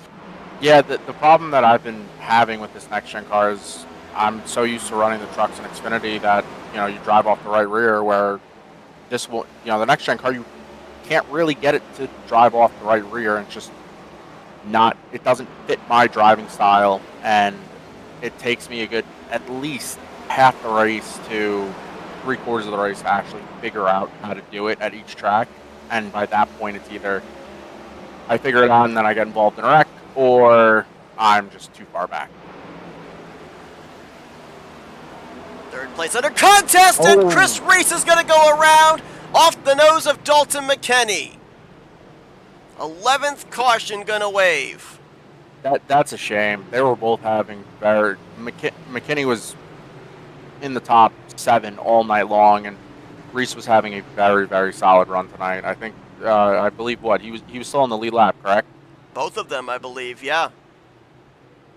Yeah, that's a shame for Reese. He was really, I believe he's been in the top 10 all night, and I know I passed him for the lead at some point, and just looked like one of those moments where he just ended up, he wasn't expecting McKinney to get that run off the corner, and he just tried to block it a little too late. Yeah, correction on my part, Reese had actually just gone a lap down. McKinney was on the lead lap in 3rd place. Scott, how'd that look in front of you? Very scary. Had to jump on the brakes. I pinched the right front a little bit, and that's the one thing you don't want to do around here. It's been super right front loaded, so that was hectic. But you can see it coming too. The traffic has been aggressive for the last 5 or 10 laps or so. That was not far away. Yeah, nothing McKinney could do there. Like he had to run. He poked his nose, and he couldn't go farther outside. Both cars just ran out of room. A little unusual to the quick clear up that we've seen so far here tonight. Normally it's been just off of the corner with the driver on that outside line getting the run down the straightaway. That was heading towards the entrance of a corner for Reese, moving up there in front of the 46. Dalton McKinney is going to remain on the lead lap. Doesn't look like they spent that terribly long amount of time on pit lane. Normal pit stops that just occurred were about 14.5 seconds. He was just a tick under 40 seconds on pit road, so we'll see if that car still is going to have the capabilities of being up there inside of the top 5. He was 3rd at the time that the incident occurred. Tyler Rice, I believe, should be the recipient of the lucky dog here with this caution. It may have been Matt Davies in the 32. We'll find out when we go back green. I believe the 92 just went around the pace car right there. Okay, so that'd be Ryan Catalano. So he'll get one of his 7 laps back. That'll put him to -6. There's a position actually up for grabs there between himself and Christian Ruse for 14th place. I mean, we got a number of drivers that are multiple laps down, but they're still battling 4 spots on the racetrack. Larry Bell, Patrick McQuaid battling 3 laps down for 12th place. Every point matters. Doesn't matter if you're on the lead lap or not. As we get back green. And Scott, you said if caution comes out, I'm not pitting. Now you got these fresh Goodyears thundering to your inside. So is there a target lap now if a caution comes out to take on that final set of tires? About 35 laps is my golden window. That's where I want it to go to. So, or before it goes a lap down. Yeah, that's the critical numbers. Is I want this to run significant. Anything less than 20 laps is too short. 20 to 30 laps is, oh boy, Whoa! Zimmerman in the wall. Hangs on to it. After that car got loose, overcorrected up into the outside wall, still keeps it straight. We remain green. Hard to tell. It almost looks like that. Oh yeah, that right front is pointed inward. Yeah, he's not heavy suspension damage. Oh yeah, you could see it right there, Seth. It is lifted off the ground. There's no way he's going to be able to continue with that. Tough break for Brian Zimmerman in his debut. Got off to a rough start on lap 1 while battling for the lead. Was a lap down at one point, got back on the lead lap, made his way up into the top 3. And this the latest incident for him that is going to take him out of the running for the checkered flag at the very least. We also have got an update. Tyler Rice in the 6 has actually just taken his car back behind the wall. He'll be one of a half dozen drivers that officially will not reach the conclusion of this race here tonight as teammates 1-2, Kyle Holden and DJ Daniels. We know Holden's got a strong race car, but remember I remarked that DJ Daniels appeared to have a pretty good long run machine as well, and he's been dealing with a lot of traffic during the course of this race. We haven't really seen him out in clean air with a shot of reeling in the 59, so we'll have to see now with the both of them on equal footing if DJ Daniels can maybe put up a fight and pick up his second win on the season, tying Kyle Holden. Yeah, DJ's been towards the back half of the top 5 all race long, and it looks like he got all that damage repaired from my incident, which I have to apologize for that. Car locked up. Ooh, contact right there. Car just locked up and just shot right. Same. It was like Atlanta 2.0, just a lot smaller. But if with the amount of cars we have on track here, I would watch McKinney. I don't. It's like 50-50 if we get one more caution, in my opinion. And if it goes green, McKinney's gonna. I think he's gonna pick up a few more spots. He got lucky with being kind of sandwiched into the wall. It was only gonna bring cosmetic damage to the next gen car, which is good for him. Scott, obviously you're talking about getting those fresh tires for a short run, and when we talk about short run during the course of the season, you've mentioned Jonathan Cogswell's name. He's in the 4th position. The caution falls right. Have we seen that same short run speed out of the 27 here at Bristol?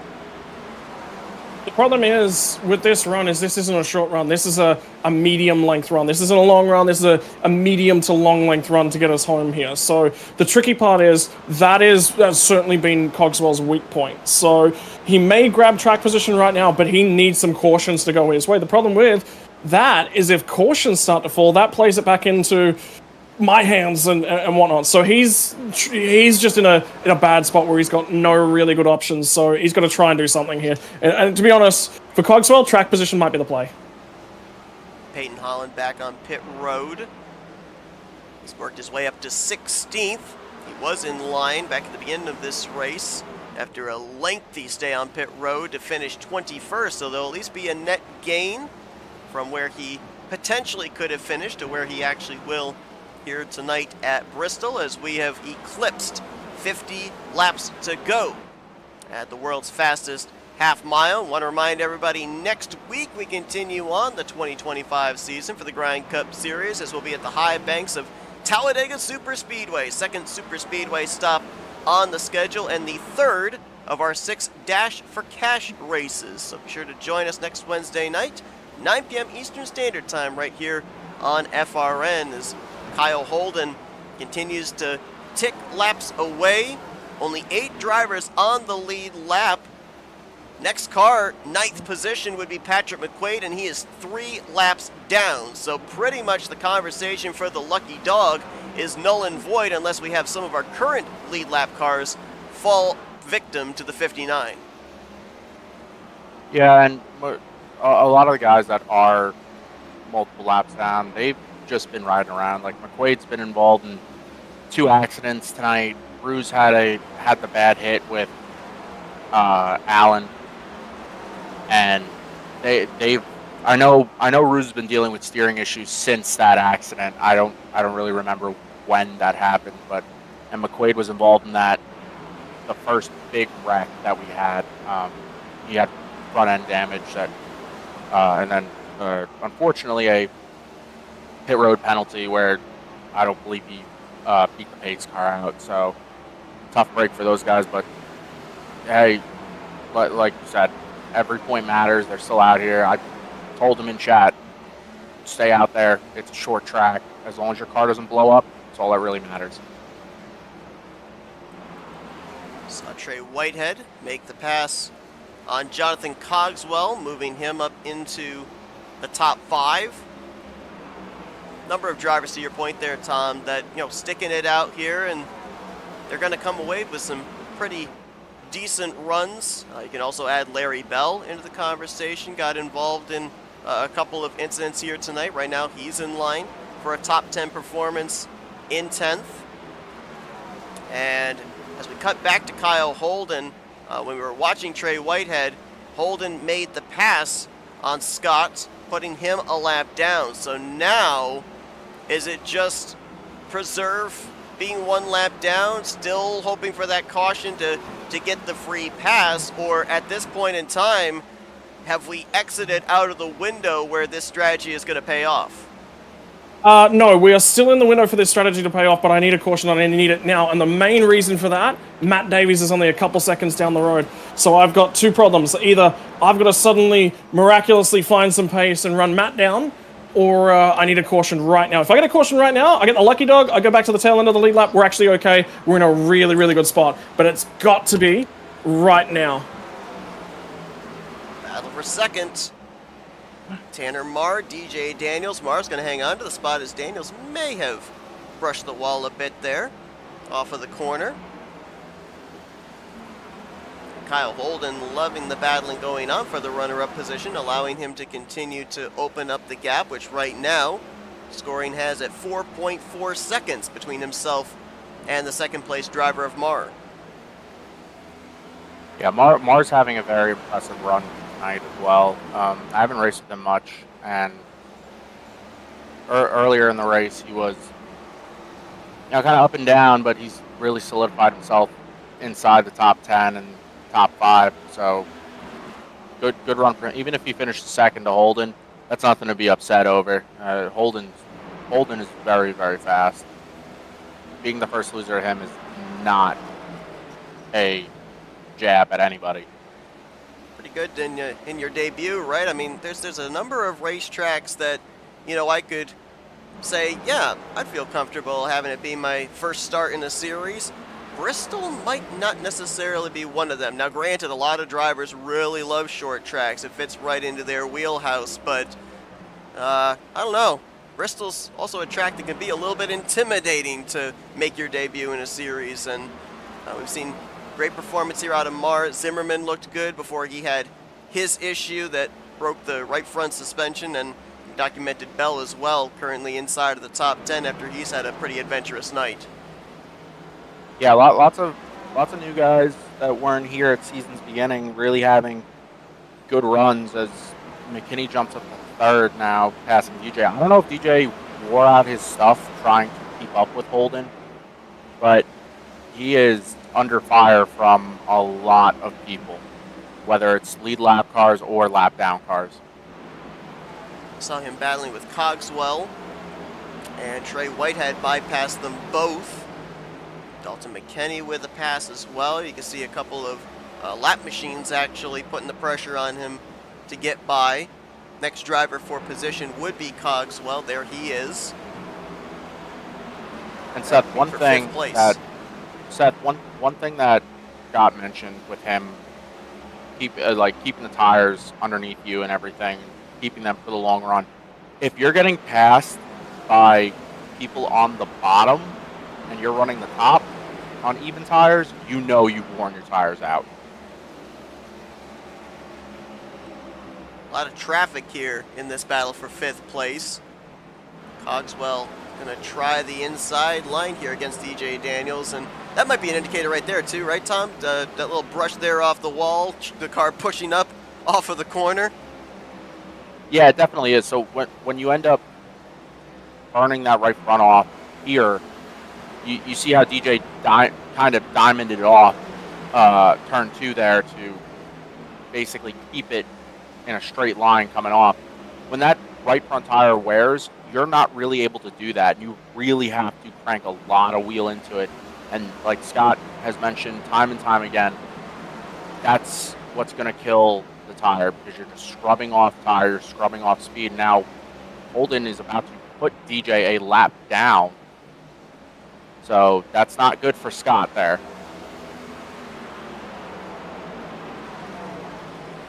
DJ Daniels now a lap down. Matt Davies also got put a lap down.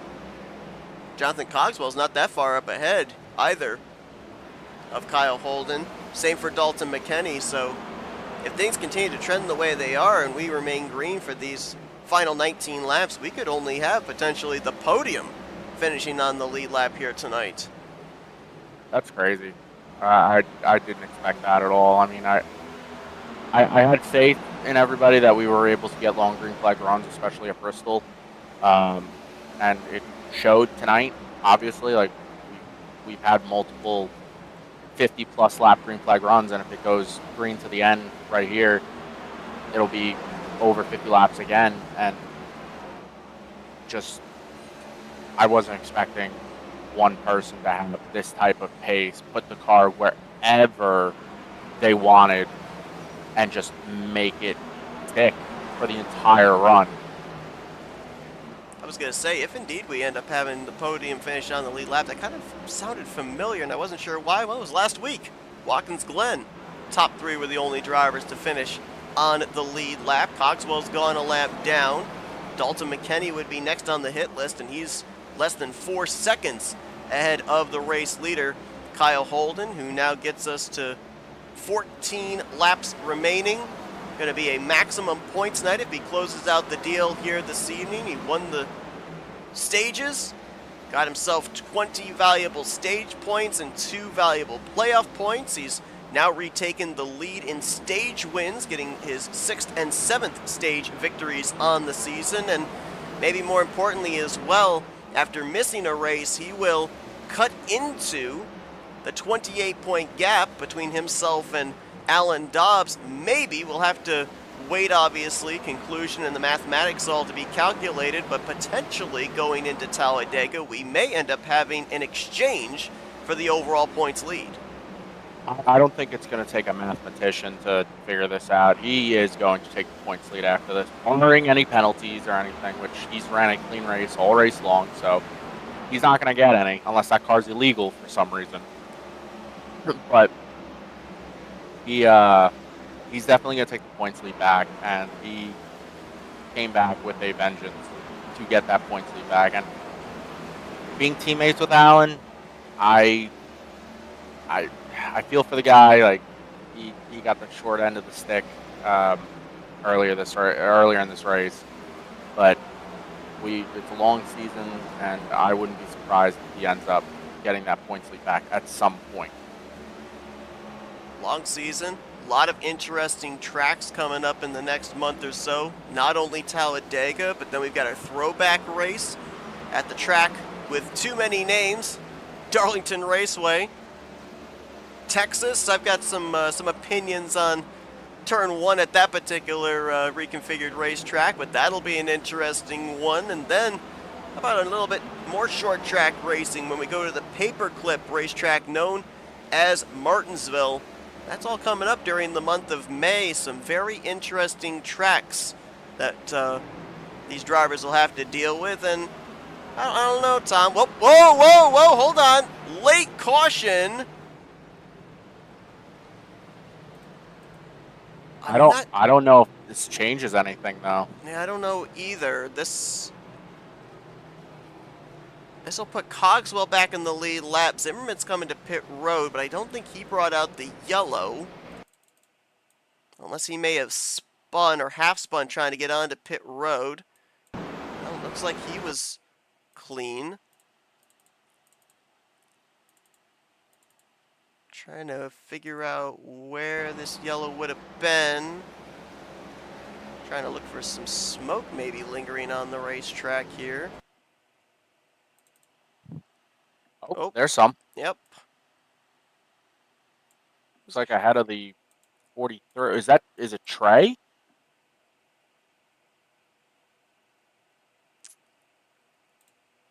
might very well have been.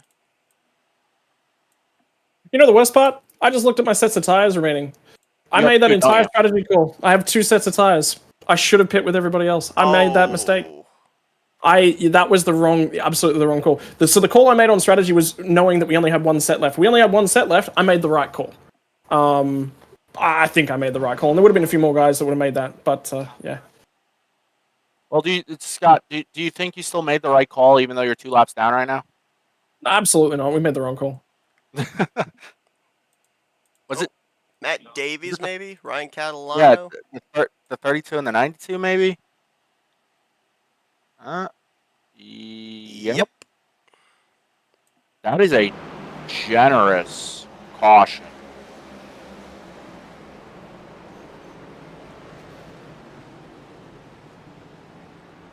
Trey Whitehead just skirted by on the outside. There may have been a little bit of contact with that right front, but if not, it was super close. Yeah, that is one of those generous cautions that NASCAR likes to put out every once in a while. Because I heard debris. Yeah, ooh. I heard debris. Yeah. There's the comp caution from the rain yesterday. Yeah, I've been to I think Bristol. I can confirm it rains there. Oh, I know. So did anybody? So Trey stays out. I think the 4 and the 46 may have pitted. Looks like everybody pitted. Everyone Everybody pitted. pitted. That's All fine. 4 Yeah, lead lap everybody pitted. cars. Cogswell's the only one who didn't pit. Which Oh, is surprising, unless he doesn't have any tires, because he was the lucky dog. Unless he's aiming for a caution to come out again. So you saw we were in overtime. Green, white, checkered. We have 3 of those available here, but as Holden gets it back around to the white flag, we are now going to be official. Battle going to be for second. 3 car lengths back. Kyle Holden, smooth and steady through 3 and 4. He's driven an incredible race, and he'll close it out. The Bristol 325 goes to Kyle Holden. His 3rd win on the season, and his 1st win since going all the way back to the beginning of March. Yeah, hats off to him. A great drive. I am astonished. I know me and Holden have had our differences on track and stuff, but I respect him a lot on track and off the track, and I'm glad I lobbied for Hupka to bring him into the league after the first recruitment race, because he puts on a show week in and week out. What a points gain it's going to be for Kyle Holden as he sweeps at Bristol, both the stages and the victory, led the most laps, gained the most stage points, and he'll pick up his 3rd win on the season, which moves him to 2nd on the board in overall wins here in the 2025 season. And to your point there, Tom, is more than likely now going to move him to the top of the regular season standings, with Talladega looming, another super speedway, and Holden was very strong back at Daytona during the qualifying races and the season opener as well. So he'll look to ride that momentum into next week. Let's take a look at the final finishing results from this one. The race win was not really under contest in the closing stages, but second place was, as Trey Whitehead was able to hold off Tanner Marr. They'll be your podium finishers here tonight. Dalton McKenney, solid top 5 in 4th. Cogswell also with a top 5 in 5th. They were the only drivers to finish this race on the lead lap. DJ Daniels will bring it home in 6th. Scott Rankin brings home 7th. Matt Davies in the 8th position. Patrick McQuaid, another top 10 for him in 9th. And Chris Reese, who will be looking forward to going to a super speedway next week, our Daytona winner. He's going to finish it out in the 10th position. Larry Bell in his debut, 11th place. Christian Roos in 12th. 13th for Ryan Catalano, 14th was Peyton Holland, and I believe he was the last driver running at the conclusion of this one. Everybody else finished multiple laps down behind the wall. Brian Zimmerman, Tyler Rice, Noah Jackson's going to take a big hit in points as he came into this race third in the overall standings. Tom Bourne, Alan Dobbs, who came into this race as the former points leader, and of course had that 3-race winning streak here during the month of April. Mark Gilbert going to finish out the top 20, and then Brandon Cooper and Jeffrey Kleinsma, a couple of drivers that really were able to get their race started here tonight. Very early retirements for both of those drivers as they're trying to work their way up in the point standings. They'll look to make up the points they lost here tonight next week when we get to Talladega Super Speedway in Alabama. But that will take us into our FRN post-race wind down, and it's time to dial up our podium finishers from this evening's race here at the Bristol Motor Speedway. See if we can dial up the driver that brings it home podium in his season debut. Driver number 4, Tanner Marr. Hey Tanner, it's the guys up here in the FRN booth. You got a copy? I do, brother. How you doing? How y'all doing? Great run for you here this evening. Bristol's a tough racetrack, but you choose this as the venue to make your debut in the Grind Cup Series. Out in front for a portion of this race as well, in the podium conversation, pretty much the majority of the second half of this race. Put together a solid race, able to net a third-place finish in your first start. How's it feel? It feels good, man. A lot of stiff competition out here. I'll be honest, when we signed up today, I did not even know Bristol was a track, but myself, Brian Zimmerman, Larry Bell, we all love the short tracks. That's the discipline we come from, right, with the super late models or whatnot. So I was happy it was Bristol after we got going, but I was nervous coming into it. But man, oh man, what a league! A lot of good guys out here, a lot of give and take, a lot of hard racing still though. So like it was a tale of many different tapes, but man, oh man, it was fun to say the least. A lot of different facets of short track racing. One of the things that we talked about here tonight, Bristol is one of those racetracks where it's nice to be up in front, but then you're usually that first car to encounter traffic. Saw you end up, I believe you lost the race lead during the encounter of some traffic there, and also some good battles for second and third place with traffic around you. So how difficult was it, while not only trying to keep your car underneath you, but maneuver your way through the traffic during the course of this race? That was everything, brother. Somebody like Kyle or even Trey, they were really good at managing traffic late into the run. I feel like I could early in the run, but late in the run, it was just tough, right? Tough making that pass. Usually they were on the top, which that's fine. That's their prerogative, right? But that's where I was fastest at tonight. So it was really tough for me to pass down low. But kudos to the lap guys. I don't think there was any trouble caused by them tonight. Maybe I missed something, but from out my windshield, they all raced with respect. Everybody held their line and did the right thing, and made it as easy as it could be here passing at Bristol. Look, I mean, we're talking about it. It's close quarters racing. It's a little bit of leaning on each other. It's, passing back. And I think one of the biggest difficulties is, you guys, you said, walking in here, this being the first time you run with the league as well. One of the biggest things I think out of that is sometimes you walk into it and a lot of the leagues is building up that rapport with all the drivers, knowing who you can lean on, who you can't lean on, who can take it, who can't take it. How do you think you managed that tonight? I think I did fairly well with it. I'll be honest. I treated everybody as if, and don't take this the wrong way, but I treated everybody like they were a weapon, right? You just didn't know who we were around because we just, quite frankly, don't know nobody in here, right? So I was trying to be as cautious around people, not only for myself, but to take care of others if they're in the points battle or whatnot. Me not knowing exactly who is battling for maybe the championship at the end of the season or whatnot. So it was difficult to manage because you don't ever want to come into the league and be, quote unquote, that guy, right? Well, Tanner, great job here this evening. Podium finish for your first start on the season. Congratulations on the great performance. An entirely different animal next week when we go super speedway racing at Talladega. But we'll give it the opportunity now here after your third place performance to do some thank you sponsors and shout outs. Absolutely. First of all, I want to thank you all for calling the race. I know it was a long one, 325 laps at Bristol. That's a long race for the drivers, but it's really long for the broadcasters. So shout out to y'all for taking the time out of your day to do that. We do appreciate it as drivers. I know the rest of them do, myself included. Then I just want to thank my teammates, Five Kings Motorsports, Brian Zimmerman, Larry Bell. Both of them had somewhat rough nights, but both of them showed they were pretty quick early on. Just got themselves in trouble. And shout out to raceepi.com. And we won't go through all of them, but shout out just to my team and shout out to you guys, mainly in the admin, for putting on the series and allowing us to have some more to come race. That's Tanner Marr. Great debut for him here tonight in the Grind Cup Series. 3rd place at the Bristol Motor Speedway. Congratulations on the great run, and best of luck going forward here in the 2025 season. Thank you, brother. We'll see y'all at Dega. See if we can get a hold of our 2nd place finisher here tonight, Trey Whitehead.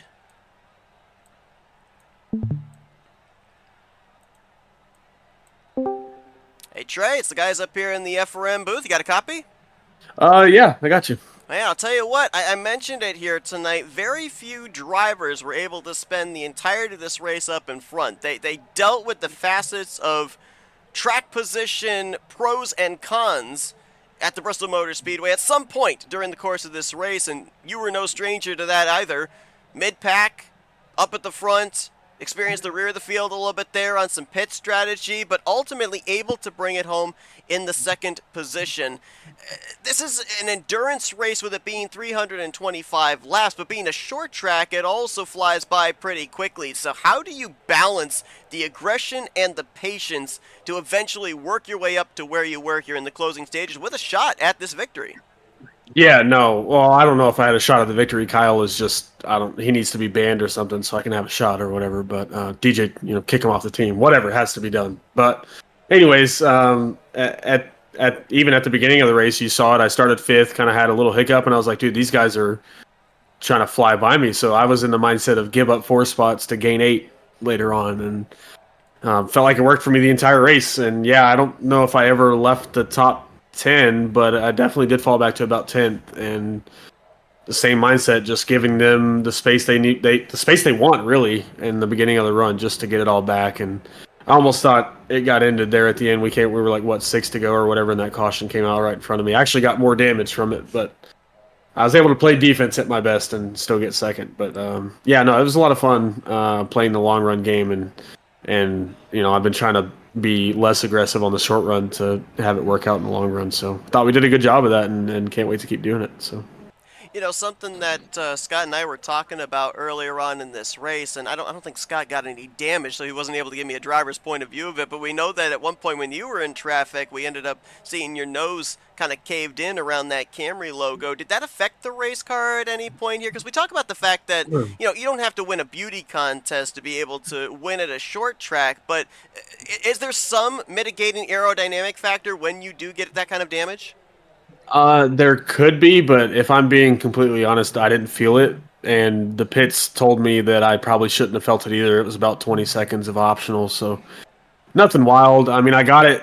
I can't remember when it was, but I know Scott was on. I think it was Tom Bourne's outside. Bourne got loose, and I was just right on Scott's bumper. And I think he checked up because he thought Tom was going to overcorrect or whatever. And I got into him. So yeah, he didn't get any damage on the rear end, but no, it really didn't drive all too bad. I think DJ ended up getting the same damage when he got into Alan Dobbs or whoever it was that spun out. And he was worried about it, and I was telling him, I was like, if it looks anything like mine, I mean, you shouldn't be worried about it. So it affected it maybe a little bit. Maybe I could have been, it feels like I finished 20 seconds behind Kyle. I could have been 19 seconds if I didn't have it, but no, it really didn't affect anything. So. I mean, I think, well, that's one of the big things is you talk about it, and I think I even bumped Brian Martin into you at some point as well. It's trying to read the traffic. I think that was one of the big things is Bristol trying to read the racetrack and read what people are doing all at the same time. It is just a very, very complicated equation, right. And you have microseconds to make those decisions. So, I mean, how did you manage that tonight?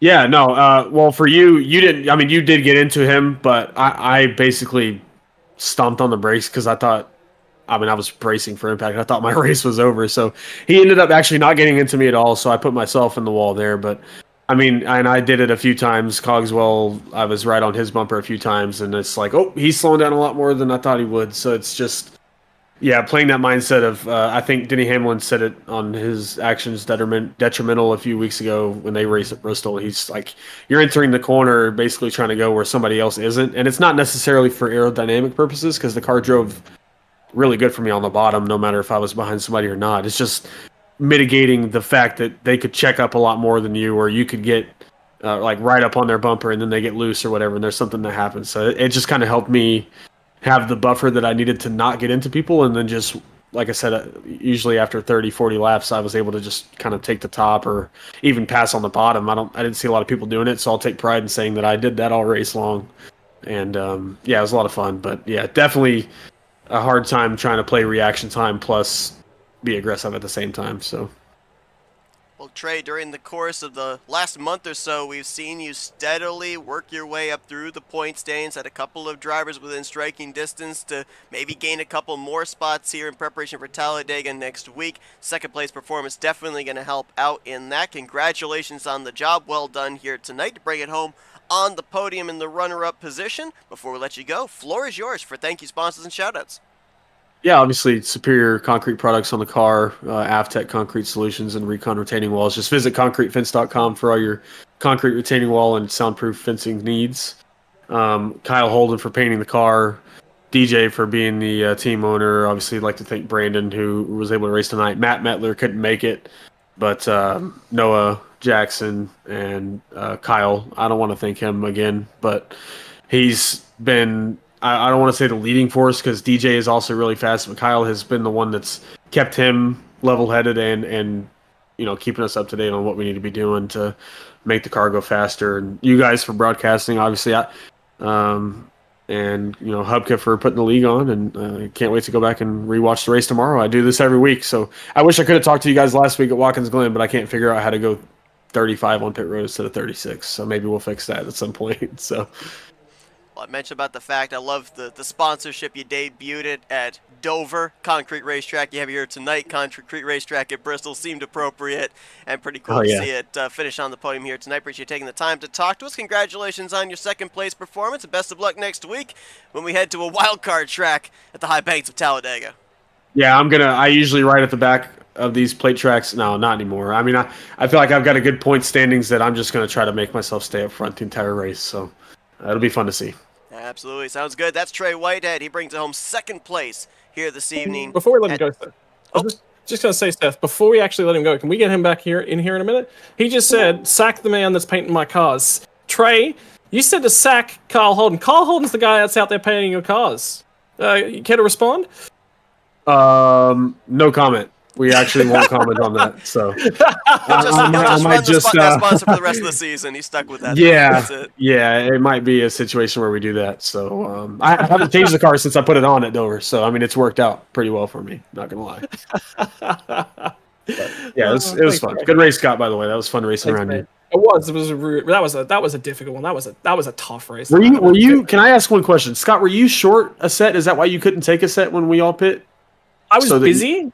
One of the difficulties I have is sometimes I lose focus of where my race is because I'm talking about the race up in here. I thought we only had one set left. That was why I made that decision. I think I looked at it when we got the caution later on and went, oh, we have two set. Oh my god. Oh, what have I done? We were talking about it in the chat and Kyle was like, oh, I guess he didn't have a set. But yeah, things happen. I mean, you're a busy man. You're racing and talking at the same time. So yeah, that's all it was. Like if I'd have known we had two sets, I would have pit with you guys 100%. Right. So yep. Well, good race, everybody. Thank you, Seth. Absolutely. That's Trey Whitehead, second place here tonight. And just letting you know, Scott, you can't get a refund on those tires. They don't let you take them back. So keep them for next week, I guess. I've worked so hard. They only had, I tell you what, the set I actually had on only had 33% left on that right front. So we used every skerrick of that set of tires. We used everything we had. Yeah. Man, right now almost down to its bare bones. Well, let's see if we can get a hold down in victory lane to three-time winner on the season, dominant car of the night, Kyle Holden. Hey, Kyle, it's Scott Seth up here in the FRM booth. You got us? Hey, what's going on, guys? Oh, man, I mean, let's talk about your journey here these last few weeks. We didn't see it at Iowa.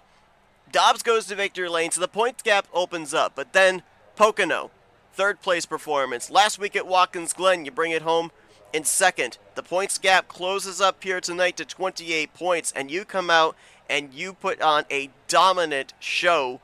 Sweep the stages, bring it home with the victory.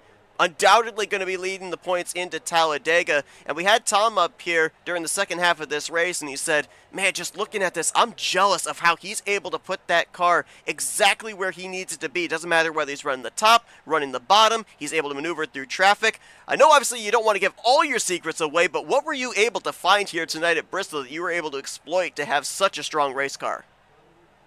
It was a little bit tighter than normal, so I kind of parked it a little bit on that middle of the corner to when the tires wore out. But a lot of it was just getting into your groove and sticking to it, and I kind of just stuck to my groove.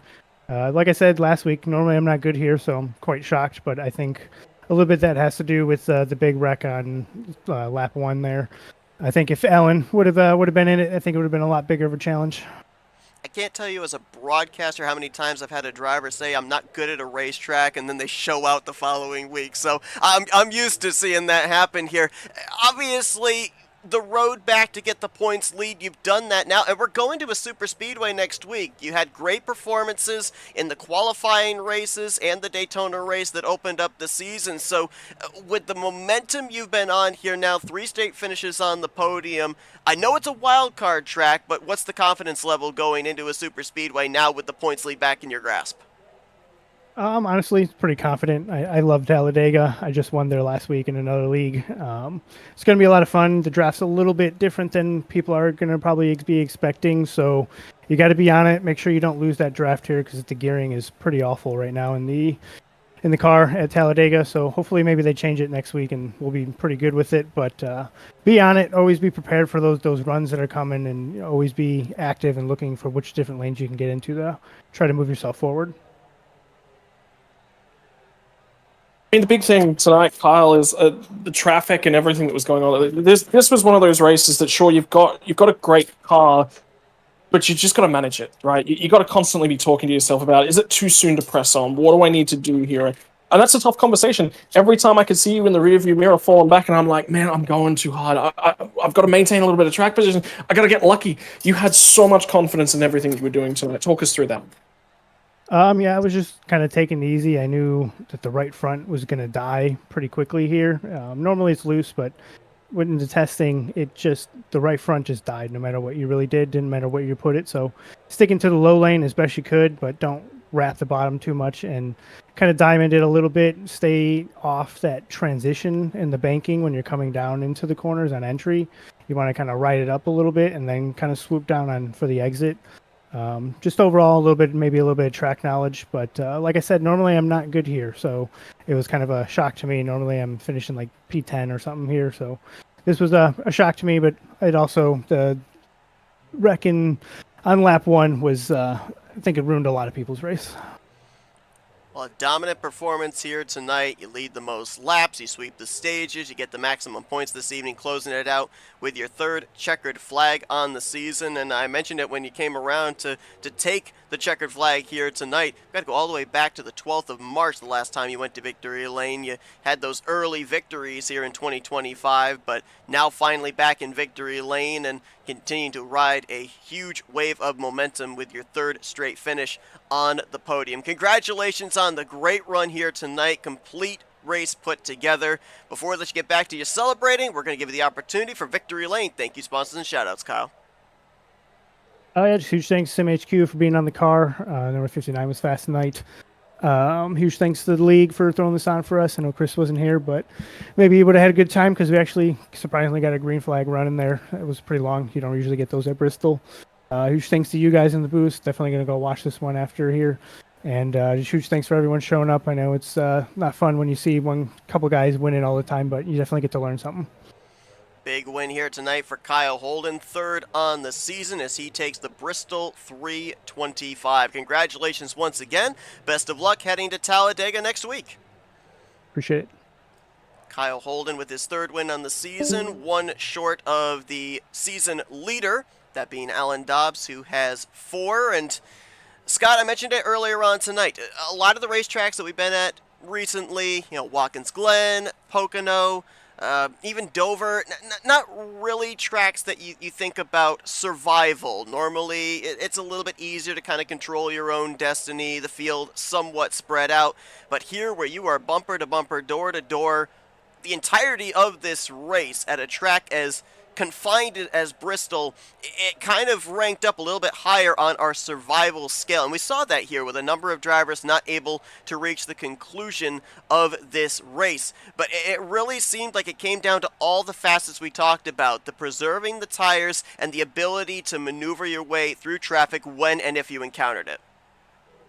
Yeah, I cannot state how important it is to be aggressive through traffic, but do it in the correct way. If you just go out there and you blow the doors off everyone and you're leaning on everybody and you're touching them and you're wrecking them, that's not how you make your way through traffic. But there is a correct way to be aggressive tonight. I think Kyle was very good at that. I think the copper drivers in the field were a lot better at that, and that certainly helped them. But the biggest thing was that right front tire tonight. I cannot tell you how long it has been since we have had a car fall off that much on the right front tire that often and that consistently.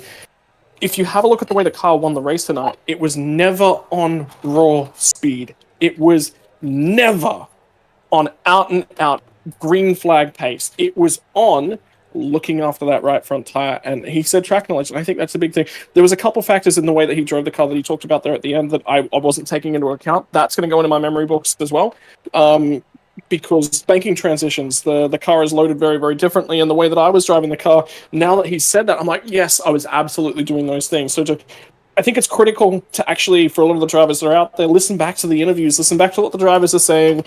There are scarix of information. You will learn things about how you drive the car, how you set up your sim, how you set up your PC, everything in and around you.